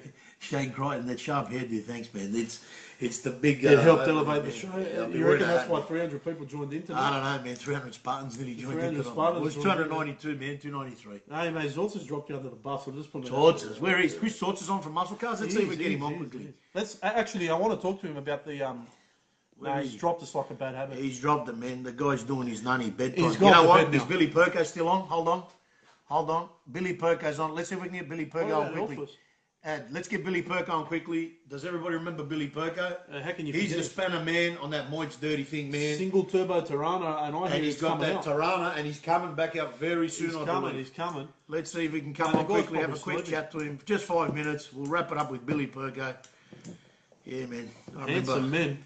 I remember him what he was doing. Ray Lulash. Do you know Simon Lulash? Anyway, let me know. You can message me. Is Billy Perko at him? Come on, buddy. Just come on. 2 minutes. Boys. Graham McKinnon, 1 week. Back in 2. Is that for us or you're back in 1 week? That Tirana is tough. Yeah, one of the toughest out there. Billy, if you can come on for 5 minutes, mate. 2 minutes. He's coming back out. Speedy. So he's told me and Vic he's coming back out. And eventually, I think he's going on radials. Yes. Banaraby in 1 week. Banaraby in 1 week, not 2 weeks. Yeah, Bluebird versus Candles next Friday night. Killer. Hey, where's a good place to stay in Banaraby, man? Is there any hotels there that Vic and I can get a no answer there. Get a room? Well, we've got Greek Easter, unfortunately. Oh yeah, man. That's well, you know, the Lamb Spit will be going down. Where's Elphys? What's he doing? Put Vic Elphys on. Does Vic Elphys got his handset there? Can we just get him on? Yes, sir. Okay. I'm doing work with Simon at Kellyville. There you go, mate. No, small. The radial world. He doesn't know that I'm a big drag racer. Getting everybody together. Don't tell him we got this show as well, because look, I try and keep my work world away from my race world. But actually, guys are asking me now if they wanted to jump on board the car and help out. But we'll see how we go with that. No, he's declined too. We're spot on. Absolutely. What do we got here? Great car. Timmy Cross. Where is he? Chris Ferrugia. No, there's a lot of people on. No ads there. Should we get Pro Speed on? What's he doing, mate? Is he filming anything? I told him. Actually, you know what? You know what I should just quickly mention, mate? Yeah, go Does everybody know what happened a year ago this week in the radial scene? In the radial scene. I'm going to just put it out there. Better to be a has-been than never been. But that's where the 235 radial record was. The first 4-second pass on 235 and then people jumped on on that dirty smoky wheel, mate. That JW, mate, he got under that car, mate. He done a few twigs, brother. Mate, I'll tell you what, mate. He sent that mofo, bro. That's all I'm saying, mate. 118 on. The 490 went down, and that's the end of it. Is Speedy wearing pants still? Or come on, Speedy, get on your mobile phone. It would have been nice to do it at the Kenda event. We went 5001, but nevertheless, you set the record. We came to Sydney and we did it because people said, "Oh, you're running in Queensland, you're in Queensland." Well, we did it in Sydney. But people were running really bars, they were running slick, so then they said they were running. Well, it's the fastest wheel with an ashtray. But look, just quickly, just on this VL street scene BS going around at the moment, and this guy's list, and Mary Poppins list, and the unicorn list. There is no list. There's about 50 lists going on. Every week, people are ringing me with bullshit, man. Like, listen, man, get your car, put your tyre on. Run what you run, and that's it. Now, if you want to be on somebody's list to feel good, mate, I'll put you on the list on my back tyre, mate. You know what I mean? Make you feel even better. I want to call out, is George Javeski listening to the show? No, he's not. Why not? I don't know. Have a look. He's not even. I just want to quickly bring on George, mate, and say, what's going on with this streetcar list, and, you know, who's got this, and you've got to have working windows, and, like, you know, where are we going with this, man? Yeah, but these guys are talking street cars, but they got wings on the back like. People are saying that's a light car. Listen, man, the car's 1,800 pounds with driver. That car's 1,800 with driver, all right? That's a light car. Are you all happy? Are you all going to sleep better tonight? Because I'm going to tell you something, brother. I'm going to come out very shortly. I'm going to drop the bomb again on the fucking in the pits. I'm going to have 4 glass windows, the back seats ready, the passenger seats ready. I'm going to bolt it all in live, and I'm going to go out and not match it. I'm going to run quicker. Listen to what I'm telling you, mate. And then we're going to drive home. And if you're going to bust my ass because it's got a bullhorn on it, well, come and suck on it, man. Do you know what I'm saying? So there you go, man. All right? Put your 235s on and come out and stop talking shit with your back half wheels jacked up with 275s and control arms hanging down like something off the fucking spaceship, man. All right? Street cars. Don't get me fucking started about street cars, man. Oh, brother. George Jozefsky, if you're on here, get on now. I need to talk to you, mate. Does anyone know what just happened? Because Vic just lost it. The guy's walking off. I think he's a bit upset about. The streetcar scenario. So the bomb just got dropped. 235s. Vic's just told everyone he's coming for you. Bring anything you got on 235s, man. Bring it. Bring it. And run it out the back too. Yeah. Run it out the back, man. That takes nothing away from the guys that are going hard, like the Arnolds. And what's his name? Joey Bridge, mate. But all these VL blokes, mate, put 235s on. I don't care if it weighs 400 pounds, man. Bring it, brother. Bring it. All right? You've heard it here, man. Bring it. That's all I'm saying, mate. I don't want anyone's shit. Get your shit together and get it right, mate. King of the Hill time now. Barrelos has called everyone out. So let's put the call out. Anyone with a VL, Vic's calling you out. Put 235s on. And he doesn't give a shit what you've got. I don't care what you weigh, man. It doesn't matter if it's. I don't care if your mum's in the car. I don't care who's in the car. Okay. GDR setups doesn't give a fuck. I'm starving, RBs doesn't care. I'm starving now. My appetite's open. Are we gonna put money on it or? Brother, step right up, man. Show me the time card. So Vic's saying step right up, and all the other VLs are little bitches because he's got something for you. Putting it out there. Yeah, Vic. There you go. The Oreos are out. Okay, you feel better now? Me? Yeah. You're not yourself without Oreos? Is that the same? Right. I knew there was problems when man. On the hoist. I knew man. So what's the story? Are there like blow-asses out there saying... I want George Jeffrey to come on, mate. The guy's got a street car. People are talking smack because he had a bullhorn on the car, man. Like if he takes the bullhorn off, man, and he puts a straight pipe to the back, and from 797 he goes 780s, what are they going to say then? It's not going to make a difference. Like, you know what I mean? Like, I get it. Everyone wants to feel good, man. Danny Lansdowne, those 4.7 cars have been taken down by the little 1200 unit. Yeah, they have actually. Oh, man. Anyway. Michael Little, it's not a fucking birdcage, you know. Man, it's 1,800 pounds. I'll put on a weighbridge for you. Bring your money. If it's over 1,800, you're going to pay me back. All right? What are they paying? Whatever they want, man. I'll put my money down, you put yours. Let's do it. Don't talk smack, mate. All right. Certain people Anyway, have obviously upset Victor. And mate, you're talking about a little 235 VL here, and people running 275s, man. And you're comparing it, man. You ain't even driving faster than it, and you're worried about that because it hasn't got 4 glass windows and a seat. Motherfucker, I'll put them in there and I'll go even quicker. Don't poke the bear. Don't poke the bear. But anyway, tell them how you really feel. No, brother, I'm just calling a spade a spade. Do you want to come on, man? What do you got, man? Who's that? Who's that? Who's that there? that was Speciali. He's got an N8 VL. Do you want to race that? Oh, man. It's got Turn the air conditioning on, bro. At least it's got air conditioning. That doesn't have air conditioning, sorry. It's got full glass. So the best street car, does it got to have air conditioning like it came out now? So what are we saying here, you know? Get George Jezewski on, man. Anyway, I don't know. have a look. Is he on there? If not, pack it up. They're saying have a Snickers. Have a Snickers. I'll throw up all over Snickers, mate. Yeah. No. Anyway, All right. Now, we've got to finish the show. I think we have finished the show. No, not yet. Enzo Perosa's on. You know how that bloke is? You just finished the whole fucking VL scene. Come on, so man. I don't know about the show. Brother, where's Justin Wilkinson? Get him on the show. No, he won't come on with you like this now. There'd be dramas here. Oh, man.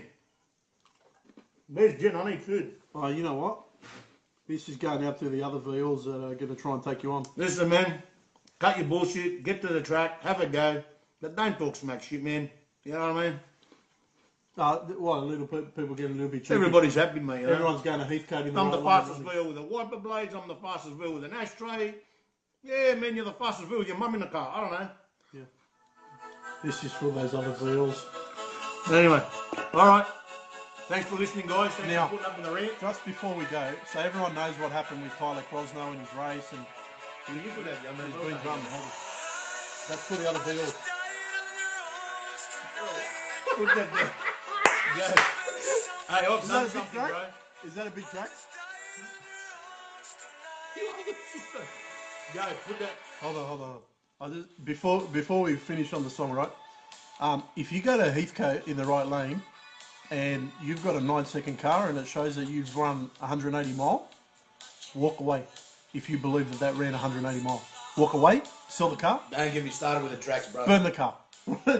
All I'm going to say to you is, Listen, man. if you run that there and then you go to Willowbank and you're running 147 mile an hour, and you don't know what the problem is, then you should not be racing your car.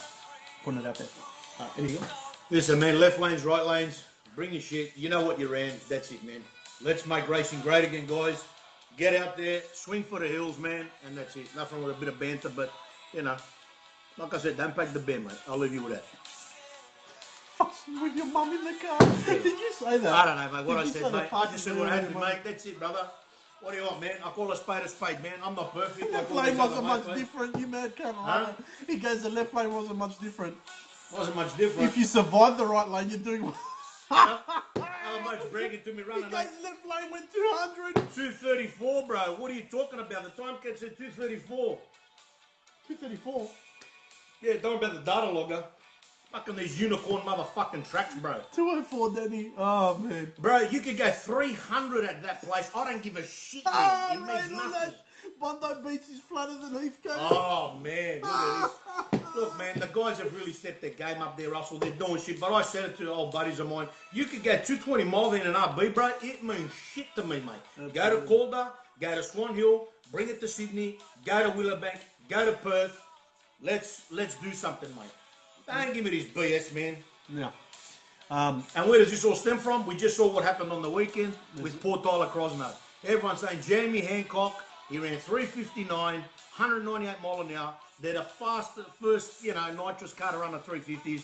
Guys, where we going, mate? Guys are cutting 80 lights, 82, man, 60 footers, man. They were cutting, they're cutting 120 light, 120 130 light light, and going at 8-something 64. 833 in the 60s. But still running 197 mile. The same speed. Really? How? Come on, Look, man. Tyler, Anyway. Tyler's had a very rough week. I actually asked Tyler to come on, guys. He's had a rough It's not week. his fault, mate. It's the not his driving fault. system failed I'm you. going to tell you, Tyler Crosno is one of the most stand-up guys in drag racing. 100%. Tyler, Gentlemen. if you ever watch this, I want to tell you we love you, mate. There's no need to apologise. What you did is far greater than what most other He's a stand-up racetracks guy, have mate. done. We want to let you know, mate, that we support you in everything you do. And Tyler, mate, we're looking forward to your next event. It's going to be bigger and better than ever. And mate, there's always technical glitches, and we understand that. But mate, don't feel down. I understand how Vic's feeling. Tony Beto Saba. Okay. I'm feeling great, man. This is a happy Vic, man. I'm pumped up. I'm excited. People are doing things. But you know what, man? You know, you're going to talk shit, man. You know what I mean? Loose lip sync shit, brother. You know what I mean? Talk shit, get hit, mate. You know, what do you want from me, mate? You know? Well, what's the story? So you and Zaraki obviously found a shitload of power here. Was that what's going on there? Zarakas, who's that? Nick Zarakas. He's That bloke. He's an even man. That guy. Yeah. Let me tell you what's about to happen there in a week and a half when I get back there. But anyway, I'll leave you with that. I'm going to drop the bomb a bit. I heard Zaraki is going single turbo in the pros. You heard it here first. The pro. Oh, man. Absolutely. Jeez. I heard it. Pro stockers with turbos. No, I heard it. Oh, mate. I heard there's. I've heard a lot of things, I heard man. there's a barrel. Listen, mate, I'm going to tell you something, mate, and it goes for time cards. Believe nothing what you hear and half of what you see. Yeah, but All they never show the fucking time card. Listen, man, don't get me started. I'm just going to. Don't get me started. You know what? I'm going to say the VS ran 220 mile, and just fucking. That's what I read. Why don't we put a 12-inch pec extension on it too now? What? Like, don't get me started with VS, man. Jeez, we tried to wrap the shop 20 minutes ago, man. They're going to think this guy's crazy or I'd something. love to come there. It's Greek Easter, bro. Like it's like we can't. Yeah, there's a few commitments and stuff, but look, all in all, guys, are you listening? I'm listening to you. Hold on, man. Come to me and graduate bums on seats, right? Yeah, no, 100%. Yeah, 100%. 100%. No, 100%. Simon and Carol, mate, We're you're trying right. our We best, need man. to do everything in the endeavour to get there. But all jokes aside, man, get your shit and get it done right, man. Barrelos, I've got a track for you, mate, as we finish off the show. Guys, thank you very much. Thanks for putting up with us. If you got any inquiries, any bills, send it through. If you want to come on, let us know. For all the haters, for all the people that support us, for all the people that love us.